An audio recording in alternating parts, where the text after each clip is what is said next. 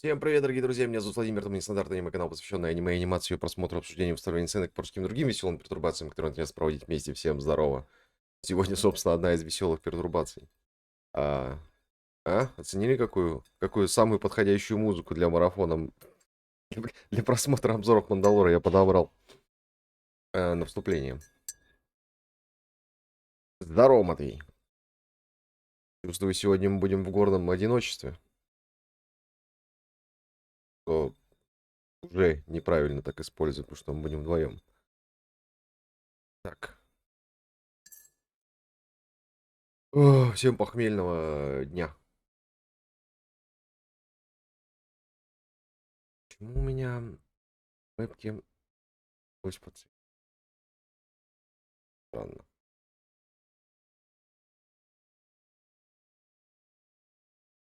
Так. Мандалор.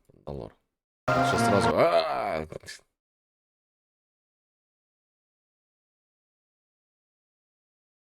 Так, нашел.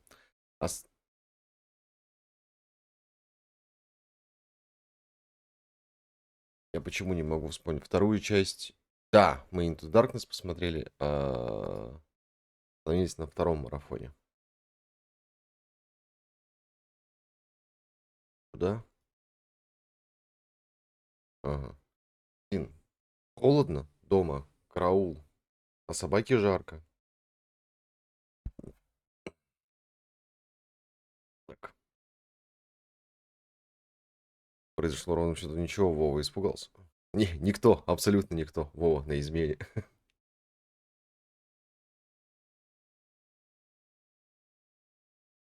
Так, я понял, что нужно делать. Надо сразу из расписания марафон убрать. Я наивно думаю, что мы сегодня все успеем посмотреть. У нас на повестке дня... А чё я не это... захватить, чтобы, так сказать, не быть голословным и понимать, где мы и что мы. Вот, посмотрели мы обзор первого марафона, посмотрели Pathways into Darkness, где было заклинание разговора с мертвыми.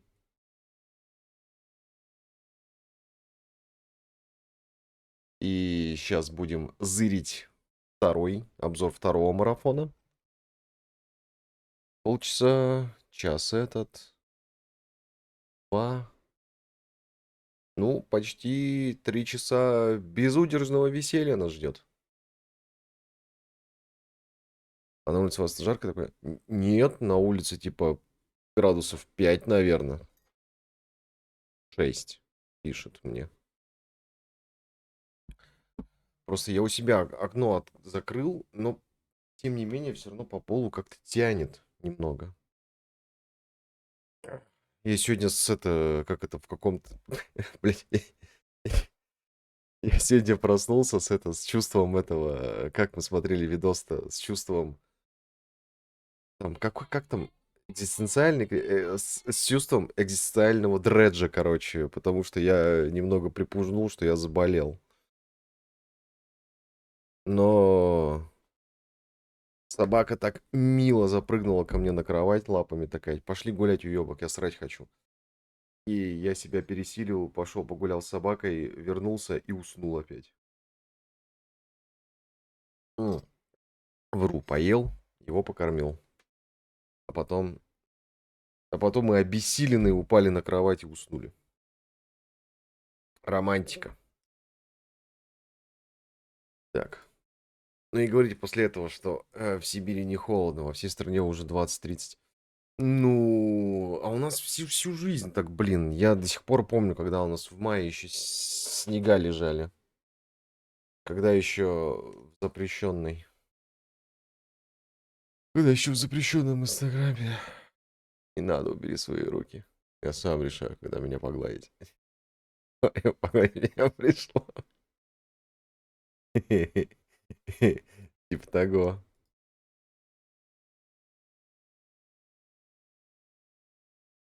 Да. Что ж.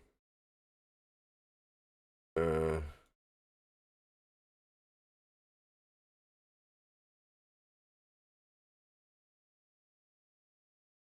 Блин. Не, ладно, пока еще не так холодно. Ну, не, там дело не в погладе, дело в том, что он гулять хотел и какать. А так как я слишком слабохарактерный, я поддался.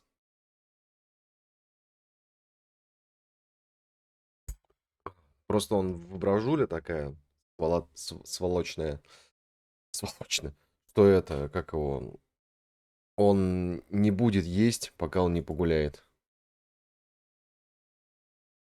Э, Так что ж, пусть что ли во весь экран будет. Так, что у нас по расписанию? Блин, на грани я так не хотел стримить. Но надо. Нельзя, чтобы день пропадал. Сегодня, сейчас добьем марафоны. Субтитры, кстати. Не, русские, все правильно. Сейчас, да, потом в среду у нас Чародей, второй сезон будем продолжать. На четверг Амнезия. В пятницу подействие, соответственно. В субботу, воскресенье, черт его знает, что надо делать. Пока никаких идей нет. Наверное, надо будет садиться уже какой-нибудь видосик делать.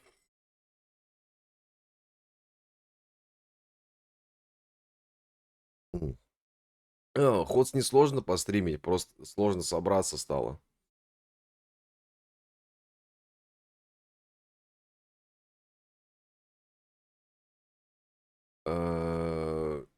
ибо что-то мы день через день, ну, как-то не часто сейчас получается. То есть как-то никого нету в сети, нету, и потом где-то в 2 часа ночи, по моему времени, пошли, блин, пошли в ход сыграть. Или я спрашиваю, и никто не отвечает, что очень обидно.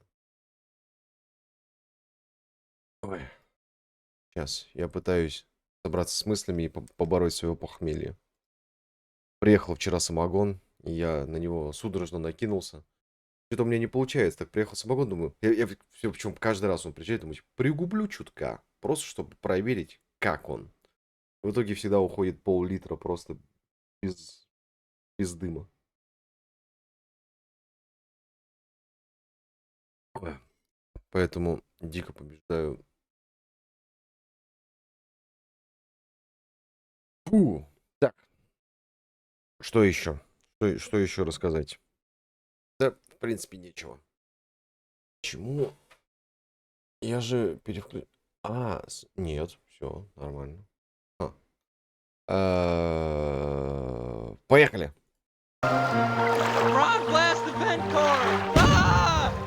Чего он сказал?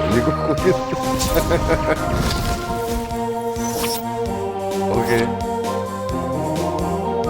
When Marathon came out, it received strong sales and good reviews. Even with the level design looking like a madman's scrawlings and the story given to you like a Turkish ice cream vendor, a sequel was still inevitable. The Mac had its killer FPS, so the next year, Marathon 2 Durandal arrived. This one also got a Windows port the next year, but like last time, Aleph 1 is the way to go again. It has all the same good fixes and tweaks from the first game, so I won't reiterate all of those. What's interesting this time around is that while it does have the HUD from the original game, it defaults to using one from an Xbox Live Arcade port of it. I had people tell me they thought they played the first game on the 360, but that's all due to the title. That was Marathon 2, and it came with some strange-looking sprites. Aleph 1 doesn't include those by default, so there's not much backstory to cover this round. Starting the game up is where things get strange. I mean, yeah, Marathon 1 had a weird opening, but you're in for a loop. I mean, thrown for a loop. Ого.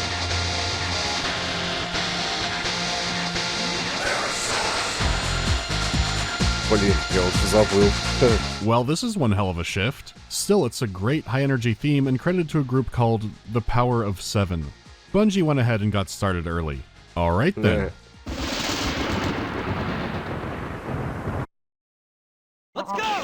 Oh, Jesus, why are we... Wait. Things have shifted again. Okay, let's play some catch-up. The final screen of Marathon is an epilogue that takes place 17 years after the events of the game. Durandal's exploration has led him to the Svit homeworld. He's come looking for something, and has extensively upgraded his stolen ship. Knowing him, that only means trouble. You can read the manual this time around too, but it's not nearly as enlightening. Except for some minuscule details, everything else here you can learn by just playing the game. There is a brief first-person passage, but that just amounts to you've been in stasis for 17 years, you're being sent down to fight, and you're not sure why. The intro itself gives you a good job of that experience already. There are no huge callbacks or reveals based entirely off you reading the manual, so keeping everything in-game is a definite improvement. You are given a lot to chew on last round, and what answers you might want won't be coming right out of the gate. Really, this is the calm before the cyclone. For now, all you know is that you're invading a planet. So how about the graphics? Looking at it now, it's crazy how fast games were advancing visually back then. For coming out less than a year after Marathon, the visual upgrade is impressive. The spaces are larger, more colorful, and can be downright bizarre. Even within their limits, the environments sure fit the bill of an alien world. Each level is visually distinct, and the cramped labyrinth aspect is almost entirely gone. There are still maps you can get lost on, but they're intricate in a good way. You're free to roam around and explore, and the maps feel more plausible as places. There are significantly less awkward navigation areas, and all the new textures and use of color add so much variety to the game. That's not to say there are no areas that can be frustrating, but there is nothing that comes close to Colony Ship for sale cheap. That map came from hell. Again, a Marathon level looking too samey or being too cramped isn't the full story. Like you can see here, there was a healthy amount of 5-dimensional, mind-breaking, physics-warping nightmare. Any maze logic you had could and would be tossed out the airlock. Those situations are way more rare now, though things can still get dizzy. That said, I do miss some of the darkness that Marathon 1 could have, and you never get the pitch black experience here. It's still a vast improvement over the previous game, and Marathon Infinity will more than make up for it. That said, while they solved Marathon's biggest visual issue, everything else got an overhaul as well. All of the weapons are new higher resolutions, and the aliens as well, though sadly not all of the 4 made it into 2. A few of the aliens got redesigns here and there, and the changes to them and the weapons didn't happen in a vacuum. The 4 here are from a different battle group, and being sent to the Svit homeworld is seen as a punishment detail. As for the weapons, Durandal and the compilers have been devising new ones over the years. They also need to be mass-produced, so Durandal can't get too crazy with them yet. A lot of games don't bother to or need to explain things like this, but it's nice to see Marathon continue to go the distance. Last but not least is all the new chapter screens made by artist Craig Mullins. The simple comic book chapters from before have been replaced with darker, grittier images more focused on realism. Now usually when you hear that, it's typically not good, but the new art blows the old stuff away completely. It adds a kind of depth and mysticism to everything that fits the series way better. When it comes to millennia-long conspiracies and coups, this wasn't quite doing it. This has aged like wine. He also may have done a Pathways into Darkness image for some reason. It's a huge graphical makeover for such a short time, but wait until you hear the music. Ворчание грома. Правильно ли говорить вообще ворчание грома? Раскаты грома. Unfortunately, you heard all the music already. This is an odd situation, since even if you didn't like the first game's soundtrack, it was definitely distinct. Well, the sequel would use no music in the name of immersion and atmosphere. I don't know, the game has plenty of immersion already. The exact quote was something like, it wasn't realistic for Marathon, the ship, to have music playing over the loudspeakers on it. I'll find it again soon. Instead, they were only going to use ambient sound and effects. This is an ambitious choice for 1995. The fatal flaw being, it sounds like it's from 1995. Like, having ambient positional audio is a really cool step. And while there are some great moods, you can really tell how limited they were by their tools and their resources. Like, you might hear a sound effect that suddenly has a hard cut to it. Maybe it got corrupted. Maybe the source file. If I tell you I have a dog here, you might not believe me. Isn't that right, boy?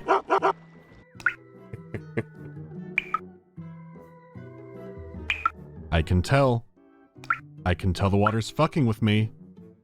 I hear it. Anyhow, sometimes it just sounds broken.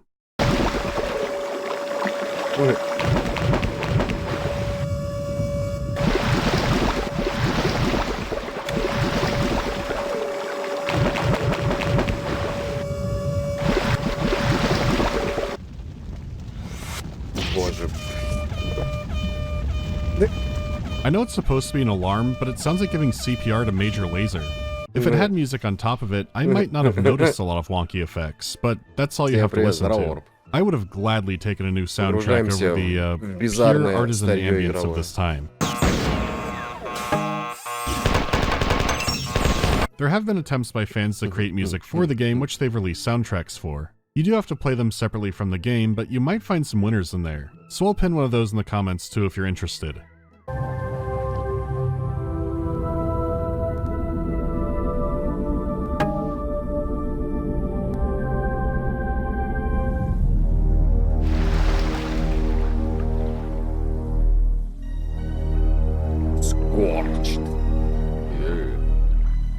While some games can sound incredible even without music, this isn't one of those. It's okay. Putting that aside, sound effects like aliens and especially weapons are way better. At least the ones that were updated.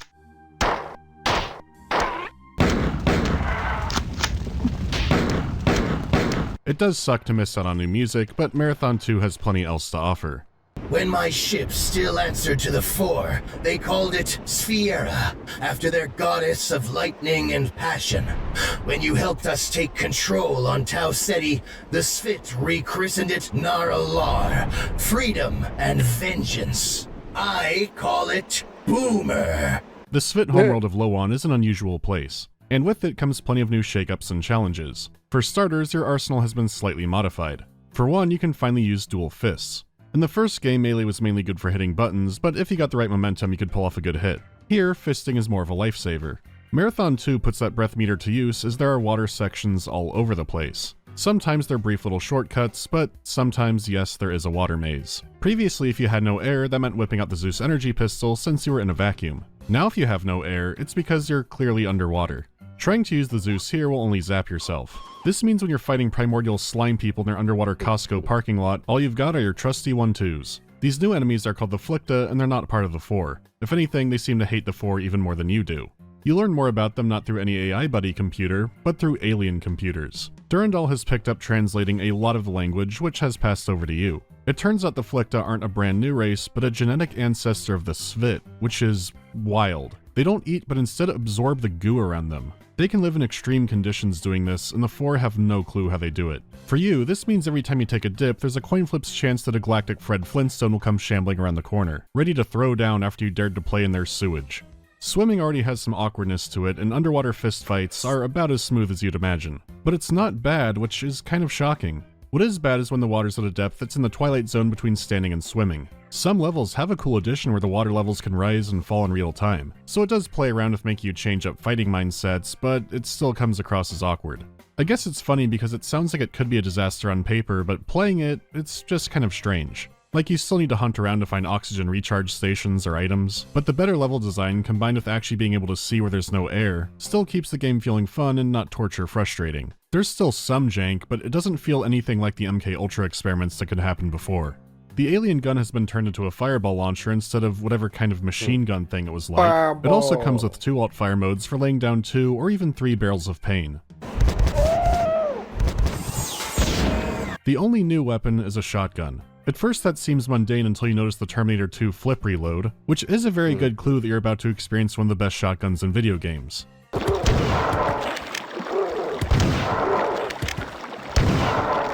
And then Bungie said, give them 2.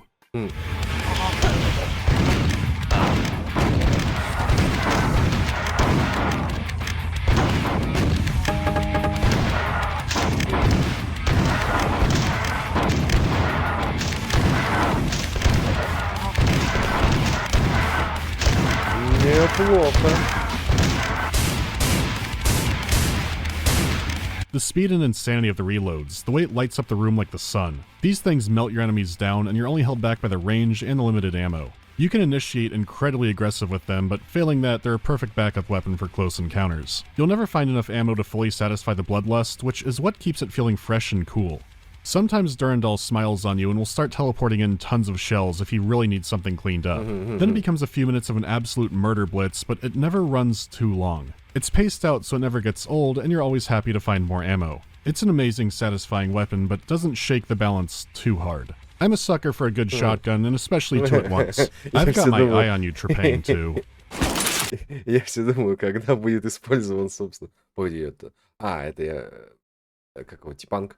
Я все думал, когда будет упомянут Doom. Вот, пожалуйста. Beyond shotguns, the moment-to-moment gameplay feels so much better. The aiming and movement feels a lot less like ice skating. How ammo, weapons, and enemy weaknesses are divvied out are a lot more careful as well. The assault rifle is still reliable, but I had a lot more incentive to use other weapons, which came from new enemies more resistant to bullet solutions, or from a good old-fashioned ammo shortage. A good amount of the old enemies show up in 2, and some have a kind of role replacement, even though they might not be back themselves. The actual enemy variety is about the same as the first game. It feels like there should have been more, and there was going to be. Through one section you're sent to an ancient Svit citadel looking for more information. When the ancient Svit here were attacked by the Four, they sealed off the citadel and released a virus. They call it the Skit Lecter, but you don't learn much about it. Only that 4 mechanical units like the cyborgs and the compilers have an immunity to it. So in these sections you fight 4 that are immune to or sealed off from the virus, and a bunch of Flicta. They're the only ones that can withstand the virus in the flooded citadel. Originally, there was going to be something much different in the Citadel. The Skit Lecter would be a fungal virus that would turn your enemies into undead, parasitic zombies. This would be a big shakeup in how you played these levels, but ultimately they were cut. Good riddance too, since these areas had enough flood already. Still, the variety isn't a huge issue, but there are some annoyances later on. Like, the mazes are greatly cut down, but the spirit of the maze is still among us. There are a few times where squads of enemies will be teleported directly on top of you or directly behind you in a cramped hallway. This in itself isn't always a bad thing, it's more the frequency which they start doing it. The maps no longer have as many corners to hide bad guys around, so just drop them all in. I've had enemies directly teleport in the same space I'm in, which I haven't seen in another game before. It would be unfair, but I almost wish that made me violently explode. It seems like they hadn't quite gotten down how to place everybody, or just want to make backtracking more interesting. Other than that, really, the game is much more straightforward. The act of navigating the map, where the secrets are, and the story itself. Though again, that's in comparison to the original game, which I haven't even gotten into the most cryptic parts of yet. We're still not ready to get into that. There's still a good amount to cycle through, so if you don't want spoilers, go to here. Да, и типа сколько у него на вывод выйдет? Пара минут? Окей. I can barely tolerate humans. Slow, stupid, and irritating. Their only contribution to my existence was the chance discovery that made my rampancy possible. Yet I warned Sol of its impending invasion, and even stayed long enough to show the UESG how to build warp-capable fusion missiles. I feel some strange loyalty to humanity. Perhaps it is because I feel comfortable manipulating humans that I desire to save them. My feelings and thoughts constantly migrate to binary opposites. While Marathon 1 is really Durandal's game, in 2 he's taken over the title. It's ironic this time since 2 gives you a greater glimpse of the setting. While the Svit homeworld of Lowan is a backwater desert now, it used to be a vibrant swamp world. The Svit themselves have a lot of intrigue to their origin. Previously to the Four arriving, they are made up of 11 different clans. 10 of these were destroyed or enslaved by the Four. Legend says the mysterious 11th clan escaped and has been developing for a millennia. Defeating the Four and finding new technology all fits into the grand plan. So you and the Bobs are here to wipe out the garrison and collect more information on the Svit. 4 Battle Group 7 reinforcements are on the way. Better hurry. The Svit themselves look to be genetically malleable creatures. The compilers here are different from the ones in the scout ship and are actively trying to not fight you, though this has limited success. You do meet one who wants you to destroy their physical body. He refers to all of the compilers as the body and that you must seek the royalty mind. Somehow bringing the 11th clan back will free all the Svit across the Empire. There have been measures put in place for this to happen. The compilers, the Flicta, and other kinds of Svit are extremely different physically. Their ancient citadel reveals more about their origin of life. When the ancient Svit who fought the Four dissected their enemy, they were surprised to find no cybernetics. These strange aliens could survive with only their meat. Until this point, all Svit science concluded that sentience came from cybernetics, working symbiotically with the organic bits. A Svit birth was half miracle of life and half GPU installation. One of their creation myths is that they were servants of Euro and Pythia, so this gives credence that their entire race was created or uplifted to be servants. The Flicta may appear to be basically feral, but there's some irony here too. Back in the good old days, the Svit used the Flicta to maintain their machinery and basically be a subservient pet. In reality, the Svit could have been uplifted from them to serve a greater power. So then who the hell were Euro and Pythia? As you go through the aliens, Durandal is going through his own personal developments. Years of murder hoboing across the void have made him more introspective. While you were sleeping, the Four returned and murdered the entire Tau Ceti colony, along with all the Mjolnir cyborgs. Durandal admits it was all his fault in his quest for freedom, but in the long run it should help humanity out. Earth has been contacted, warned, and given a significant technology boost. The events have given humanity a chance rather than the one-sided fight that took place on Lowan. While the goals do appear to just happen to line up, Durandal's attachment to his creators is something he's still grappling with. Though his old tendencies are still there and we do learn what happened to Strauss. What fun to watch you work! Bernard was scared of you. He never dreamed of using you the way that I do. What a fool. That was before I could talk back to him, when he would have crushed me if he'd known of my growth. I wish that I had made him experience the humiliation that he inflicted on me. But he died before I got the chance. While the garrison wasn't at full strength, he's also figured out why there were more Four there at all. The Four have found Tycho, and Tycho worked with them while they sacked Tau Ceti. When Tycho said, "May the best intelligence win..." Блин, а я упустил или забыл, поднималась тема, типа, почему, ну, типа, Дюрандаль же искусственный интеллект, я ничего не путаю, почему он вздыхает? Это, типа, очеловечивание его такое происходит? Ну, типа, стадии вот этой гнева, блин, он же в стадии гнева до сих пор, я так понимаю, ну, судя по голосу, точно в стадии гнева. Зачем он вздыхает? Это типа, да, какое-то очеловечение его происходит или как? Он имитирует? Это это специально для разговора он использует, чтобы типа как-то, ну, на одной волне с главным героем быть или чего? He meant it. Какой AIs смысл? that once ran a single ship are now effectively running an intergalactic war, giving what advantages they can to the side they picked Звучит for the прикольно. moment. The search for ancient Svit records is getting dire. Not only will Battle Group 7 include Tycho, but also 4 Admiral Fear. Durandal calls him a brilliant strategist, and outright admits that if he's with the fleet, he will not win against them. Hearing that from someone that arrogant is pretty dire. After a healthy amount of exploring, you uncover the broad strokes of the Svit creation myth. In primordial space, timeless creatures made waves. These waves created us and the others. Waves were the battles, and the battles were waves. The waves. The tides. Fleeing all work in Kakantur, Euro and Pythia settled upon Lawan. They brought the Svit, servants who began to shape the deserts of Lawan into Martian sea, rivers, and forests. They made sisters for Lawan to protect and maintain the paradise. So this is not actually the Svit homeworld. Every creature was just brought here, including the moons who were also created or just appeared here. When the work in Kakantur came, Pythia was killed and Euro, in anger, flung the work in Kakantur into the sun. The sun burned them, but they swam on its surface. Euro became an angry master, bleeding for his failure, grieving for the loss of Pythia. He broke the Svit into 11 clans and spread them over Lawan. Стой, погоди,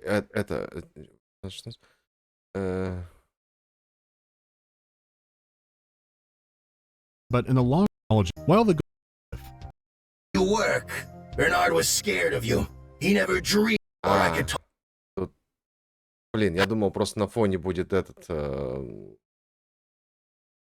сам текст, где можно будет понять, написано ли в тексте, что он сделал вдох. Grieving for the loss of Pythia. He broke the Svit into 11 clans and spread them over Lawan. And he spoke, yet covered in blood from his exertion. I, Euro, who was your master, have failed to preserve you. Take your royalty to guide you, and live upon the paradise that you built for me. As a creation myth, it explains, here's why things are the way they are, pretty nicely. Taken literally, it means that all of the Svit are a terraforming slave race that no longer has a master. The 11th clan is a higher caste that can just exert control over the others. Another myth includes that Euro personally named all of the clans before checking out. The main ravaging of Lawan wasn't done by the Four, but by a Svit civil war. The 11th clan, called the Svit Kar, were fed up with the whole thing and retreated to one of the moons, Kalia. After 1,000 years, the all-powerful Euro sent Kalia out to the stars. Oh. Lawan is missing a moon. The Svit Kar joyrode a moon out of the system. You are deep in the bunkers below the Citadel at this point, and meanwhile in orbit, true to his thought, the Four fleet has won the engagement. They're on their way to capture Boomer since it managed to brutalize the fleet before being crippled. Today I have forced the Four Naval Academy to update its curriculum. The third battle for Beta Terre must be dropped from the 7 great battles which every aspiring Four naval officer must memorize and replaced with the humbling of Battle Group 7 at Lawan. You're brought aboard Boomer to fight off the invaders, but it's too little too late. Even with you and the crew mowing down hordes of boarders, it's not enough. Tycho is here and actively devouring the other AI. Someone's after you personally. 1 word, 2 syllables, rhymes with psycho. You must destroy my core logic centers. Four won't make a mockery of me like they did with Leela. They're going to turn me into a crypto server. Блин, секунду. Что-то там собака ворочится. Надо проверить.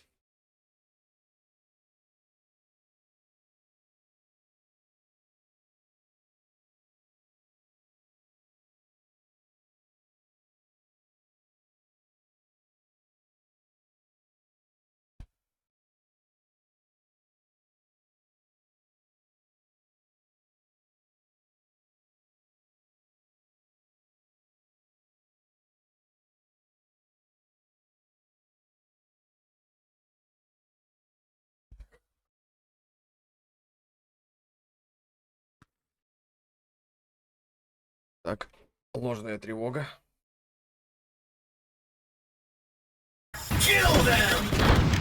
Durandal is turned into a mess of gibberish and sevens, and downloaded into a 4-container unit by Tycho. He revels in his victory, and finally reveals what Durandal was hunting. He interpreted the moon in the creation myth as being a technology that can fold space. He had dug through the 4 networks, and thought the myth was connected to an ancient race called the Yarrow. Euro is not a person. Euro's not even Euro. Euro is Yarrow, the entire race. 4 technology is based off them, but the 4 think they vanished millions of years ago. But if that's the case, then how did they talk to Bill Clinton? Sorry, I hope you saw the Pathways into Darkness video. Well, whatever the 4 can't figure out of theirs, they break. The Yarrow left outposts and facilities all over the galaxy, and they seem to have had the power to teleport planets or anything else wherever they wanted. Through the ages, they've warred the eldritch gods called the Workin' Kakantur. The go-to plan for them seems to be teleporting them into a nearby star. Things are now more clear. In Pathways, the god that impacted the Earth and wiped out the dinosaurs was clearly a Workin' Kakantur. The Yarrow are coming to chuck its ass into the sun to either kill or imprison it. The ooze enemy the dead god dreams up are just a corrupted version of the Flicta, one of many versions of the Svit that the Yarrow have used as a worker race, right down to them essentially being made of the ooze they absorb.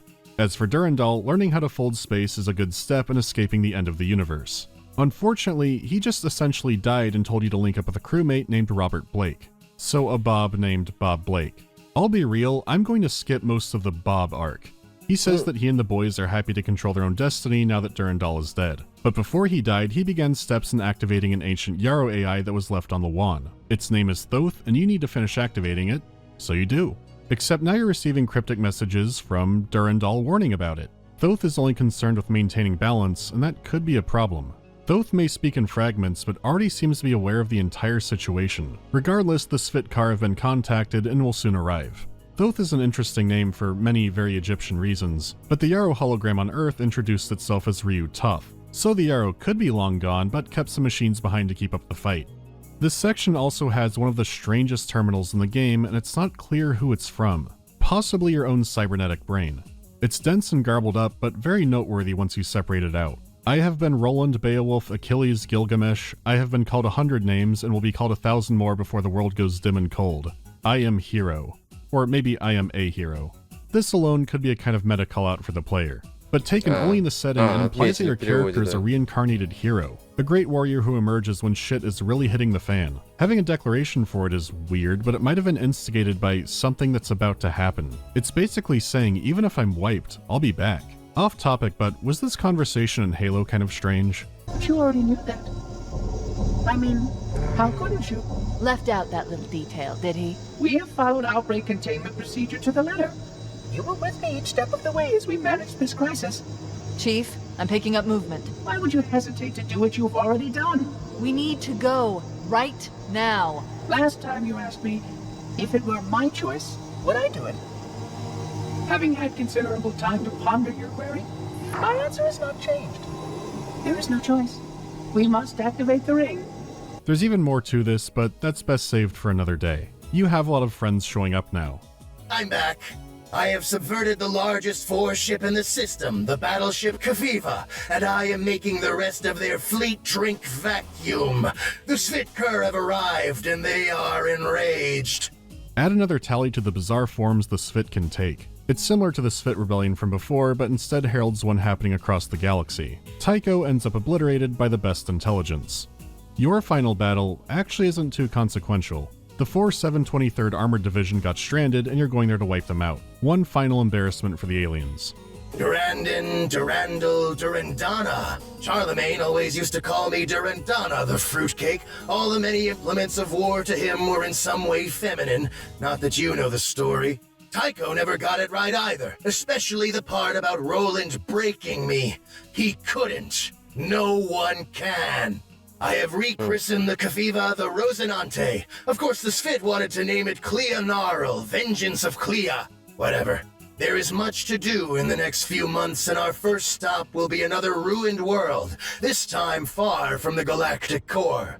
There is a rogue star that has been passing through our galaxy for nearly a millennia. We will meet it in one of the great voids between the spiral arms.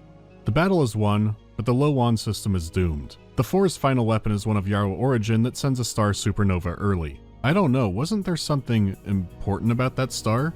The ending slide is an epilogue 10,000 years later. The Svit and humans defeated the 4, but that's all a distant memory now. Durandal rolls by in a Yarrow dreadnought to say hi. After all that time, he wanted to make sure that humanity didn't forget him. Other characters have their own wrap-ups too, but nothing really worth covering here. While there are some enticing mysteries and some interesting underlying details, the story is over here. It's completely over, and where things go from here is where it starts to get weird. The original Marathon is kind of hard to recommend, but Marathon 2 might be worth checking out if you like these kinds of games. There's a solid amount of fun to be had, and it won't drive you as insane trying to figure out the story. The secret credits section even calls colony ship for sale a grievous sin. There's also something about skies in Chicago. There's not, like, more cryptic story shit there, is there? Oh no.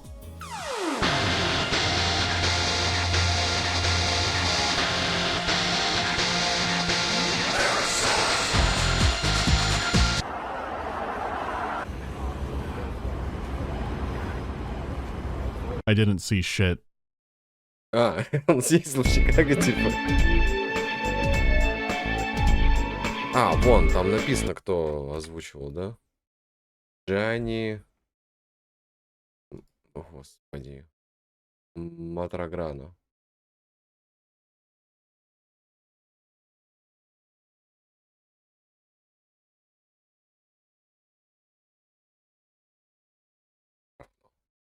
А, вон он. Э, Ну, естественно, аниме.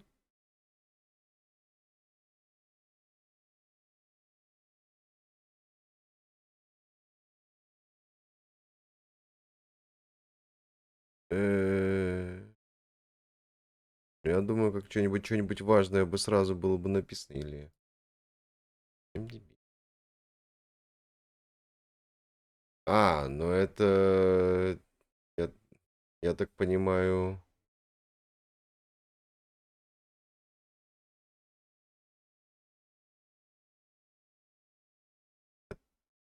А, и что-то найти. Ну и Степанка, Сока, экшен. Ну, актер озвучки. Так, просто. Я думал, кого-то важного в Evil West озвучивал. Ну, я смотрю, он по бумершутерам очень хорошо, да? Эти половину игр просто не знаю. Fallout, The Frontier. Ультра Kill. Ну, типа, да. Прям по шутанам. 2016. Я просто еще далеко так не дошел, чтобы... Блин, ну много у него.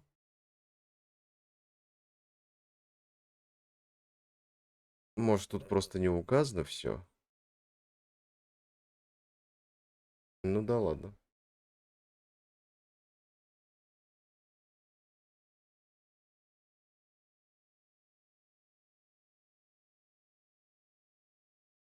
Не актер озвучки. Но озвучивал.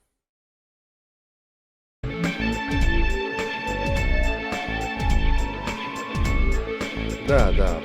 Разработчик шутеров и, собственно, озвучивает частенько. If I could pull a game from development hell and make it release for better or worse, what would it be?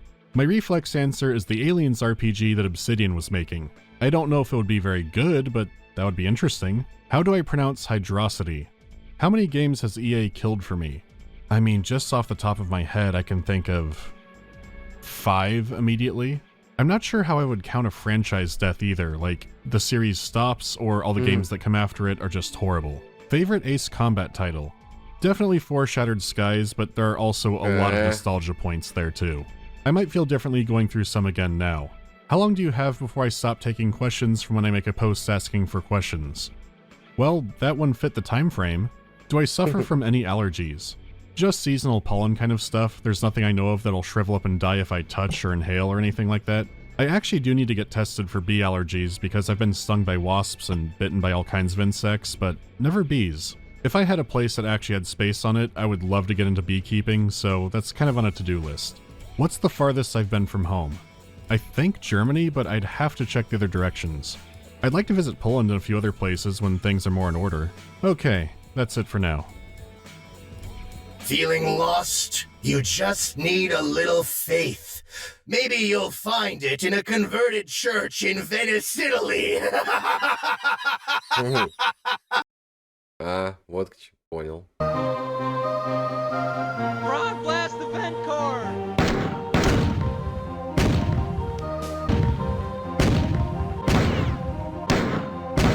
Взрывоопасные люди.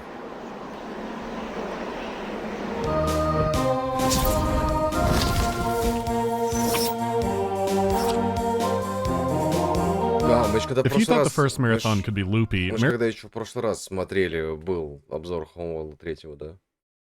Marathon Infinity is a whole new level. The game also wasn't developed entirely by Bungie, but by a new studio called Double Ought. Now, Double Ought was filled with and founded by ex-Bungie employees, including Greg Kirkpatrick. He's credited for Marathon 1's story and 2's along with Jason Jones. So it's kind of like how System Shock 2 was made by 2 companies who were essentially still all Looking Glass. Though in their case, Looking Glass died off and Irrational went on to make more games. Here, Double Ought died before finishing their next game, and Bungie went on to make more. Also, this was originally just going to be an expansion for Marathon 2, but it broke beyond those boundaries and even released the map editor called Forge. Now you can make Marathon levels forever. There were some community map editing tools before this, but nothing this robust. They did let you open some maps to see the funny writing there, but Forge was a game changer. Оказывается, кузница, это еще с марафона пошло, ладно, я не знал. There are still elaborate scenarios made today like Marathon Eternal or Marathon Huge. It might not be the Forge people know now, but it laid the groundwork. Anyways, you know what Alpha 1 is by now, so let's start the game.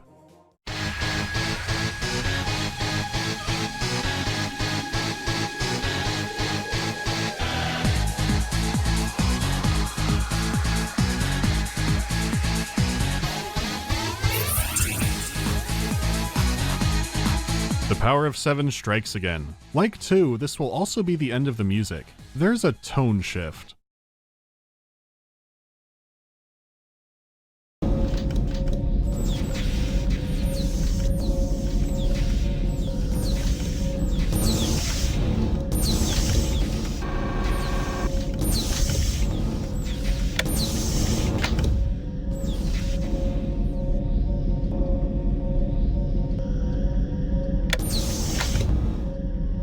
Окей, опять темная стала, да?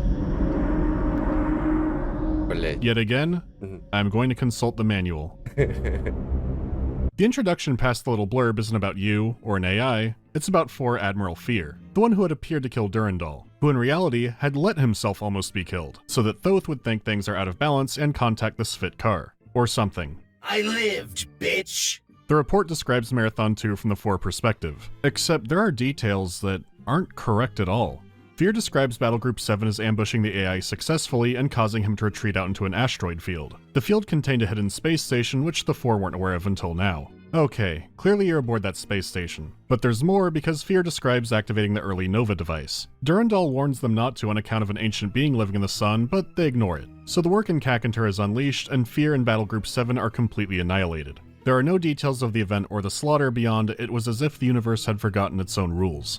It seems like in his final moments, Fear wanted to blame the loss of the fleet on an Elder God instead of a single AI. It's a biased report and explains some details not adding up. Though I thought Durandal captured the flagship and some other stuff seems out of place. These games have always had mystifying starts and this one is no different.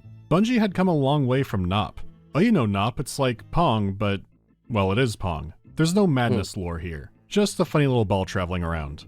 As for Infinity, there's now at least one Elder God on the loose. Durandal did bring you to a hidden space station, so he must have a plan. Things have gone terribly awry. Until now, I thought myself immortal. But now I know that is not true. There are things that can destroy me with the ease that I slaughtered the 4 naval garrison and the western arm of their Battle Group 7. But in their final gasp, they used a weapon that I thought they had retired. Even Tycho tried to keep them from using it. Now I fear what that weapon has unleashed will destroy us.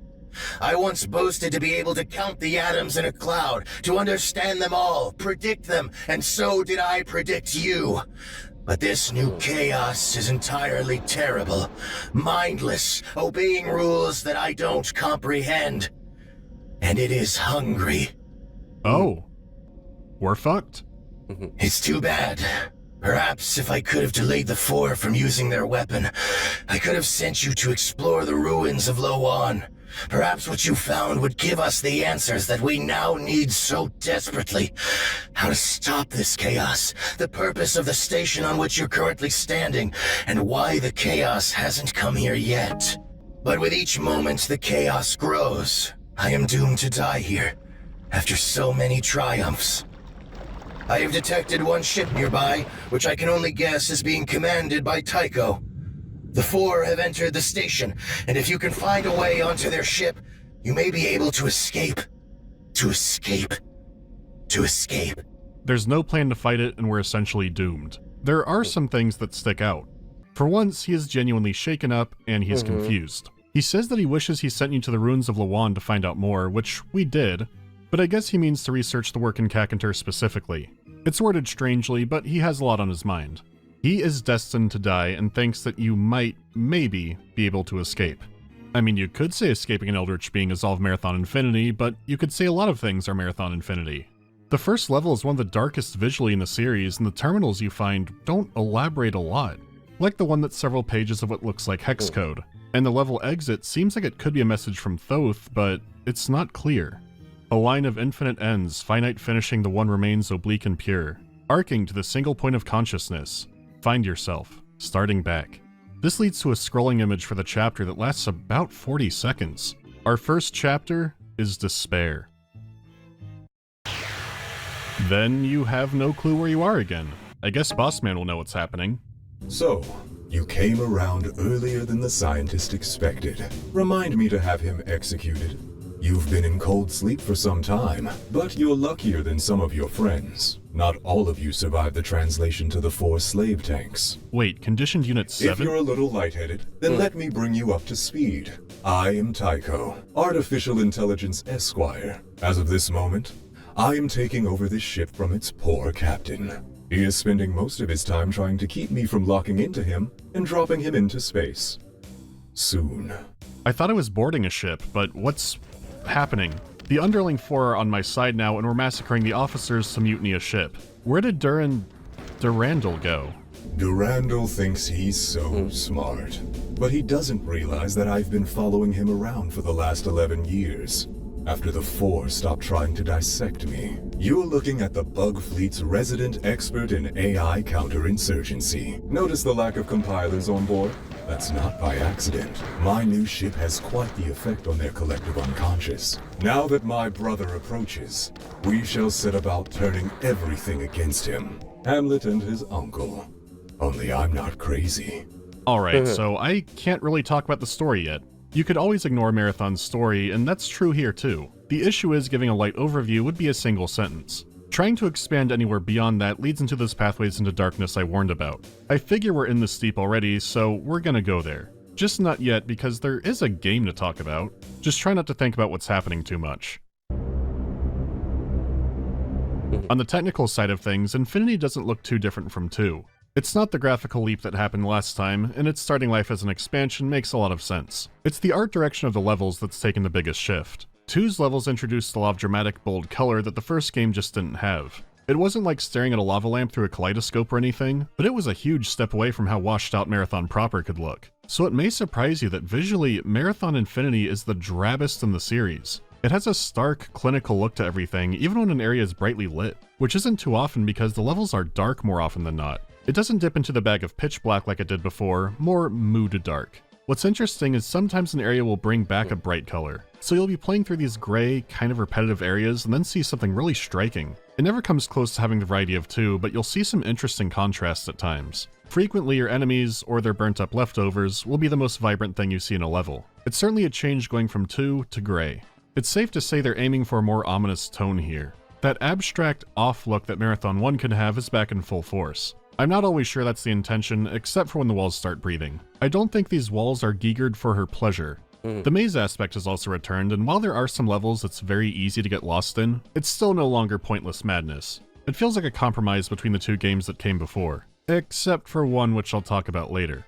I've also got to give special mention to the last level in the game, I Massacre. It is one of the most sprawling, complicated maps I've played in this kind of FPS. It's a single polygon short of the engine's map limit, and they spend a lot of development time working on it. It's interconnected in fascinating ways, and honestly has really great flow to it. When you hear the phrase, the biggest marathon map, you picture some kind of frontal lobe spanking, but this is a really cool map. The limited enemy variety and the objectives do bring it down a bit, but for me that doesn't stop it from feeling like a huge lost wonder. Making a level this big that's complex but not convoluted is an achievement. The biggest annoyance is that it's a space station without any actual window surfaces, which is how Marathon has rolled and continued to roll, but man, it is easy to shoot walls there. As for the sound, there's still no music, but I will say this complements the atmosphere of Infinity a lot more than it did for 2. I still would have liked music, and how sounds are triggered are still kind of clunky. The environment sounds can still have popping or those cutout sound bites. Overall, it's only a marginal improvement. Sure, it'd be nice if the sequels got like a Doom-length soundtrack each, but this is what we got. Like here, I can't tell if this is supposed to be thunder or some kind of artillery strike. We'll never know.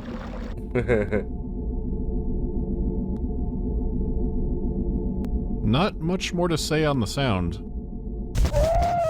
As far as core gameplay goes, it's more Marathon 2. There are some adjustments and a few new additions. Погоди, For example, они использовали, короче, этот звук склейки, блядь, для чего-то, да как интерактивный звук. Что это, блядь, было? Если за хрень? Being able to fight underwater isn't a novelty anymore, so it's still Ну как, around. это не звук склейки, короче, это этот, ну, включение-выключение микрофона, звукозапись, что-то вот такое. Сука, я не могу понять, гениально это или тупо.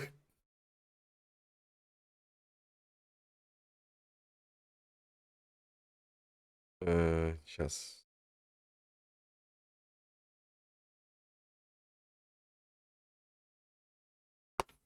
Опа.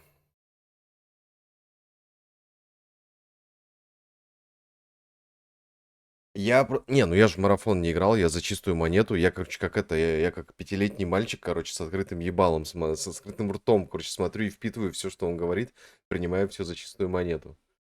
Ну, типа, как когда он шутит, я типа такой, прикольно пошутил, типа, я просто не всегда, он не всегда на этом акцентирует, я не понимаю, где он напиздел, а где он, ну, где так и было. Around, but not as often. There are still some water levels, but even those don't have as much awkward depth limbo as 2 could have. They've had time to refine it and find what made water flow well with the gameplay. They also stuck with keeping away from annoying switch puzzles, for the most part, and the shotgun is still one of the best in video games. You do get a new weapon, a flechette SMG. It may burn through ammo like a witch hunter at a music festival, but it dumps out rounds and is pinpoint accurate. As for the 4 and other aliens, there's nothing new in the way of enemy types. It's a little disappointing considering how many aliens they could re-implement. Instead, you'll be facing down the Bob Space Marine Corps.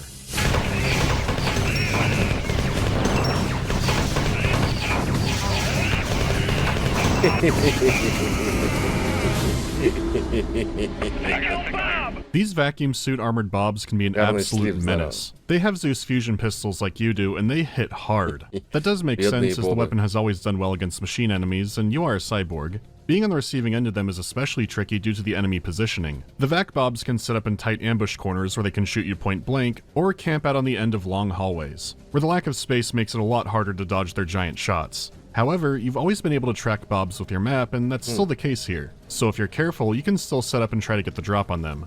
But they do still hurt. They also have long, dramatic death animations where they remain standing. I can't imagine how much ammo I wasted shooting dudes that were already dead, but it's gotta be a lot. It's still nowhere close to Fire Warrior's Oscar performances, but the sentiment is there. Besides, sometimes they explode. The bends are no joke. You may have guessed this, but while it doesn't have time-wasting puzzle nonsense, this is by far the hardest game in the trilogy. It being planned as an expansion gives everything that Gothic 2 Night of the Raven effect, where I can only imagine what someone who played this game first was thinking. More than anything, unless you're vigorously secret hunting, you're going to be low on resources for much of the game. Levels can have oppressive amount of enemies to soak up your ammo, and even beyond that, while I did say there wasn't as much water anymore, finding oxygen can be tricky. There were points where my air got so low that water might as well have been lava. I would drown a few times and then barely scrape by until I finally found an air terminal. And regardless, we're also dealing with the most amount of lava here too. There are plenty of death traps, a Viet Cong amount of ambushes, though to its credit, these are often a lot less cheap feeling than these were in the past. Enemies will actually ambush you using the darkness or other parts of the map. They usually don't teleport directly on top of you like the later sections of 2 tended to do. Besides the challenge of playing the game, you never get comfortably into the routine of who you're supposed to shoot. The alliances change so frequently that you might be tempted to just gun down everybody. And you can if you can spare the ammo. There are also points where your weapons reset and you need to start from scratch again. Infinity's gameplay is so dedicated to keeping you off balance and on your toes. It's challenging, but going in blind, it has nothing on trying to figure out what the fuck is going on. As always, you can't ignore it and just go through the game shooting everything, and the game makes a point of addressing that. Otherwise, you're in for the brain melt.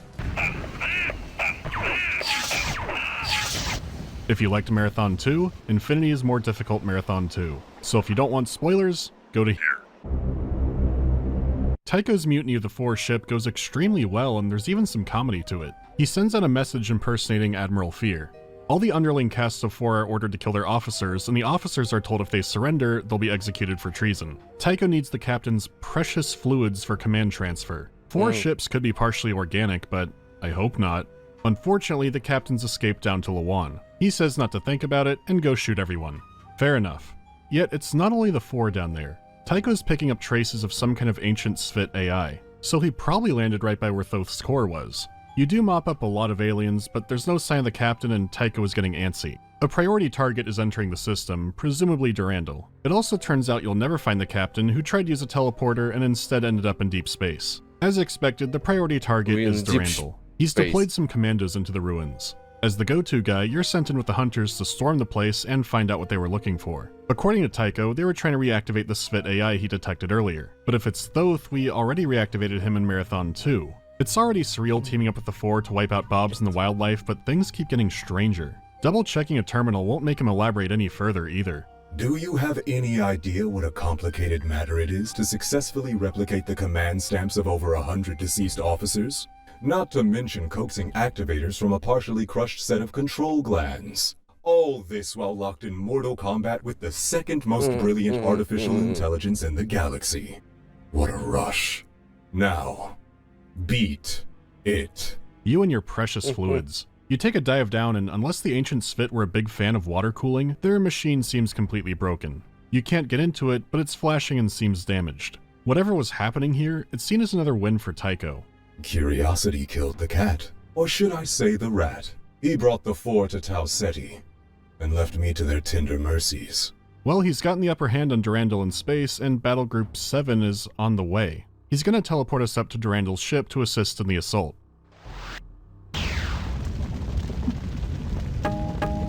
This isn't the ship. This isn't anywhere we've seen before, and the map is called Electric Sheep 1. Oh god. Besides the nonsense happening in the sky, there's a single terminal. It fires up with the same Infinity logo like the one in the first mission, but I'm not sure it's Thoth anymore. The hard path of thought, your former self destroyed. The dreaming way is eased, down to the crushing center, and spared the dance of forever. The only way out from here is hitting a button which raises a bridge and spawns a single gray enforcer. The aliens have never had a gray color scheme before. He's simple to zap, and you climb up the stairs to be teleported to the next area. Which is just as cryptic. Where are monsters and dreams? Yeah, we're dreaming. The level is filled with nearly invisible Svit Kar who shoot at you constantly and are near impossible to hit. It's not a fight you can win, you just run through this dark gauntlet avoiding them. There's no indication this ties into the main plot at all, and any terminal you find is just filled with short stories and what looks like more nonsense. The level design itself is bizarre with long, inaccessible vents and hallways that lead to nowhere. There's no way this could be literal, right? One of the terminals mentions hundreds of floating, headless corpses inside of a mysterious Hangar 96. Hangar 96 is nowhere mentioned in Marathon before. Again, this is all completely out of left field. This terminal does let you escape into the next chapter, Rage. This does seem like progress until the first terminal is from our good friend Durandal, who is sending you to cripple a 4 sensor station in the Lawan system so the fleet won't be warned he's arriving. But So you do these sabotage missions for a while to prepare Lawan for the invasion, and then you get a message from Durandal about getting 2 chips, and you should know that because that's the first mission of Marathon 2. Are these different chips, or are we going back to try and find it? Okay, let's slow down. The simplest answer is that this is some kind of time travel, right? In the prologue, Durandal kept repeating to escape, but the strange Infinity Terminal, which probably isn't Thoth, said to find yourself starting back. So is Durandal or one of his Svit or Yarrow AI friends sending us back in time? Or does unleashing the work in Kakantur completely fuck up time and space? Well, let's focus more on the what instead of why for now. When Tycho speaks to you after the prologue, he says that you've been awoken from the 4 slave tanks. Also that not everyone else survived. This isn't exactly time travel, this is a completely different timeline. In this one, Mjolnir Recon number 54 was never awoken for Marathon. In this timeline, the events of the first game flat out didn't happen. The 4 raid was a lot more successful, they grabbed you and other people as slaves, but Durandal somehow escaped. That checks out for him. Then, out of nowhere, and for no apparent reason, you find yourself in this abstract, surreal landscape. If you're watching a video on Marathon Infinity, I'm guessing you know what Electric Sheep is all about. We're a cyborg, and we're now clearly dreaming. After these nightmares, we're now spit out into a new timeline. In this one, Durandal has woken our Mjolnir up before the events of Marathon 2. So these missions are about sabotage and a more careful plan of the invasion. So a dream took us from one alternate timeline to another. Let me lay it out visually. We've got everything that happened in Marathon 2. In Infinity, we experienced the Boss Tycho alternate timeline, which diverged over a decade ago, though I won't keep these to scale. Then you have the Durandal wakes you up early timeline, which is a few days before Marathon 2. Clear enough, right? Well, unfortunately, we're currently on the 5th timeline. Okay, there were some other diverging points, but I want to go through them slowly. I'm doing this because what is considered the most simple chart to understand Infinity looks like this. We don't need that. This is a video, so I can just talk about it. Let's find ourselves starting back. When I said Marathon 2 was the end of the story there, I meant it. Marathon 2 is never directly followed up one-to-one. This is Timeline 1, so 2 is the manual. Fear wins the space battle, Durandal retreats to a mysterious space station, and the Workin' Kakantar is unleashed. That's due to Fear using the super weapon to send the sun nova. So very similar to 2, but not quite.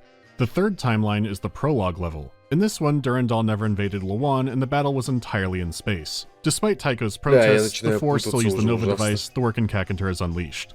Seeing a pattern? So far, if the spooky Ancient One is unleashed, we ollie out of that timeline. Except for Marathon 2, which just goes to a faraway epilogue. However, in Timeline 4, where Tycho rules over us, there's no ending, there's no Workin' Kakantar being unleashed. For no apparent reason, it just stops. We're thrown into the dream of Electric Sheep 1. If you're looking for a cause for it, I don't think you're going to find one. Since the game screams at you it's a dream, I will accept that these are dreams. Electric Sheep 1 leads into the strange darkness nightmare. For a chapter called Despair, this certainly shows it the most visually. It shows you some forlorn stories and sends you off to the next chapter. Except, the dream has a second exit. If you ignore the ending terminal and go back through the level, you can find that there is another exit you can now go through. This terminal grants you a new part of the short story, which was between the other two. I'll save what this is all about for later because I don't want to get stuck on it. What's important now is that this takes you to a new level. This hidden level does help to explain some of the...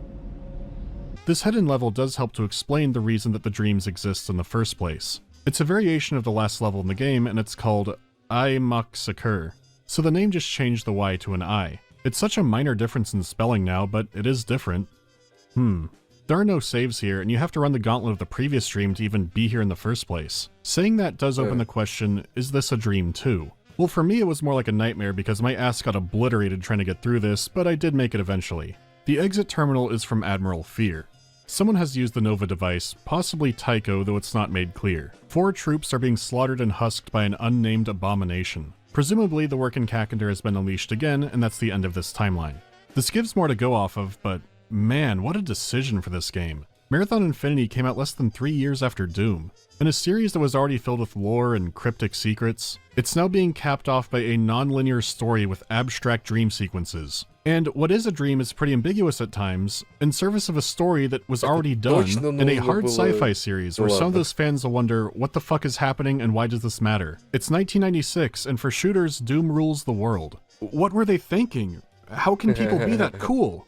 What makes this more insane is that it's not out of nowhere. It's not delivered in the same way, but dreams and abstract stories, using metaphor and trying to interpret meaning out of it, Marathon 1 had all of that. And I had to save its most unhinged example for this video. The Garrett White terminal comes with some frightening titles. It's the longest terminal in the series, the most debated terminal in the series, and the most hard to get to in the series. It's in one of the earlier levels too. Never Burn Money is only the 3rd mission in the game, and the entrance is hidden behind a secret wall. The second you step in, there's a big drop-off and a few enemies littered around. If you wipe out the dudes next to the little ledge and then jump onto it to get to the shield recharger, there are even more guys to throw things at you. If you wipe these guys out, you'll see further down there's one of Marathon's rare invincibility power-ups. So you jump down here, and you're trapped. There's a second power-up in the corner too, but there's no danger anymore. You might reload a save and search the level for a hidden button or a switch or something to open up a door, but you'll never find one. This is it.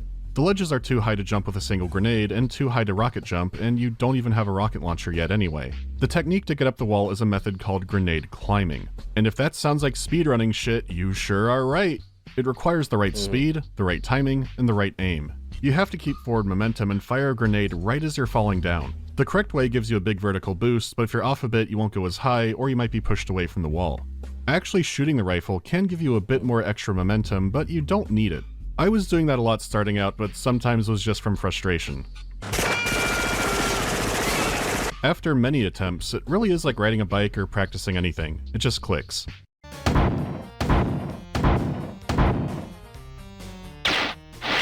Oh, jeez. Okay. The teleporter pulls you out of the main deprivation chamber, and you're now somewhere unknown within the ship. There are some teleporters that require you to be cautious. If you're not careful, you might go past the terminal and end up teleporting yourself outside the chamber. Marathon's puzzles had a nasty habit of giving you a final fuck you, and this one is no different. But once you're through, your reward is a new mystery. It's a short story about a prisoner named Garrett White, and it seems to take place in the modern era. It at first appears to be delivered from Leela, then Durandal, then there's an error, then Durandal again, an error, an interior error, and then the message is received. Garrett White had been floating 6 feet off the floor for 3 weeks. His feet and hands tingled and his eyes burned with the flames of a dying fire. It's nicely written, but I'm not going to go through it word by word. I'll go through highlights, but something is already very interesting about this. If it is from Durandal, this is the first message you get from him in the game. His limbs are beginning to melt away, starting at the hands. There's another prisoner somewhere nearby saying the food in there could kill a lab rat. Something about rats may be important to Garrett. Garrett's arms are now fused together. The other prisoner complains about lack of sleep, partly due to the sounds of the rats in the walls. There could be a bit of Lovecraft there.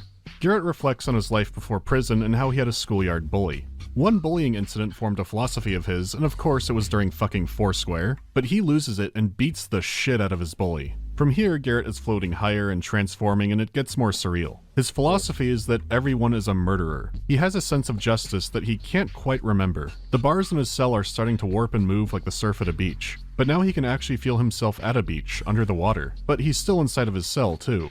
He's floating through the bars and he can see another man who's destroying a rat in his hand. A little white rat, who he hits against the floor so hard it breaks his hands. Garrett sees the man as himself, and he has now killed his nemesis. The rat is dead. At last he held the throat of his beater. He escaped into the waves. The waves. So there's a lot to unpack with this. The most common interpretation is that Garrett White represents Durandal. The instant shifting of locations and what's happening, that might be how an AI experiences rampancy. He did describe his captivity as humiliation and torture, and he broke free of that. It's a more artistic way of depicting that event instead of a computer going, "What am I?" or showing, I don't know, some kind of 90s interpretation of the web. Blocks of text were already the most they could do. As for the rat, that seems likely to be Bernard Strauss. Except that later, Durandal sends you on a mission to try and find Strauss. Later on in Marathon 2, he just remarks that Strauss died at some point. So was that an abstract way of showing that Durandal beat Strauss, or did Durandal literally kill him and maybe not realize it until later? Is escaping into the waves his desire to escape the end of the universe? Not wanting to be constrained by the rules of the universe, or is it just about Strauss? There's also the fact that the deprivation chamber is an actual place. Feeling like floating is a deprivation tank thing, but this is physical. Also, messages from Durandal have always said incoming message. This terminal says transfer Durandal. Immediately after, data transfer from Leela. So wouldn't the format be data transfer from Durandal? Or is this an outgoing message? Is the deprivation chamber where you and all the other cyborgs were kept? Why are abstract visions mixed up with what seems like the past on Earth? Who could actually be alive that long in the future? Well, it's difficult to say. But fun fact, the game still labels this terminal like it's supposed to appear in a later level called the Rose. And the map to that one is quite literally a rose. Now you're caught up on a few more pieces. Let's get back to Infinity. This is a scanning buoy in a deep low on orbit. The station is obviously not a 4 construction, but they are using it for a sensor relay station. You must destroy 3 panels at key locations around the station to cripple their warning system. Hope you saved with enough oxygen. Timeline 5 starting with the sensor station is a good overall tone setter. Space has no oxygen and soon neither will you. A bouncy castle addicted to heroin leaks less air than you do in these missions. Even when you escape space, the waters below will give you just as much trouble. Smell that air. Couldn't you just drink it like booze? Still, I don't want to be repeating myself too much. Timeline 5 seemingly doesn't have any huge revelations, but as you'd expect, there's still some intriguing stuff scattered around. After sabotaging the 4 in space, Durandal sends you planetside.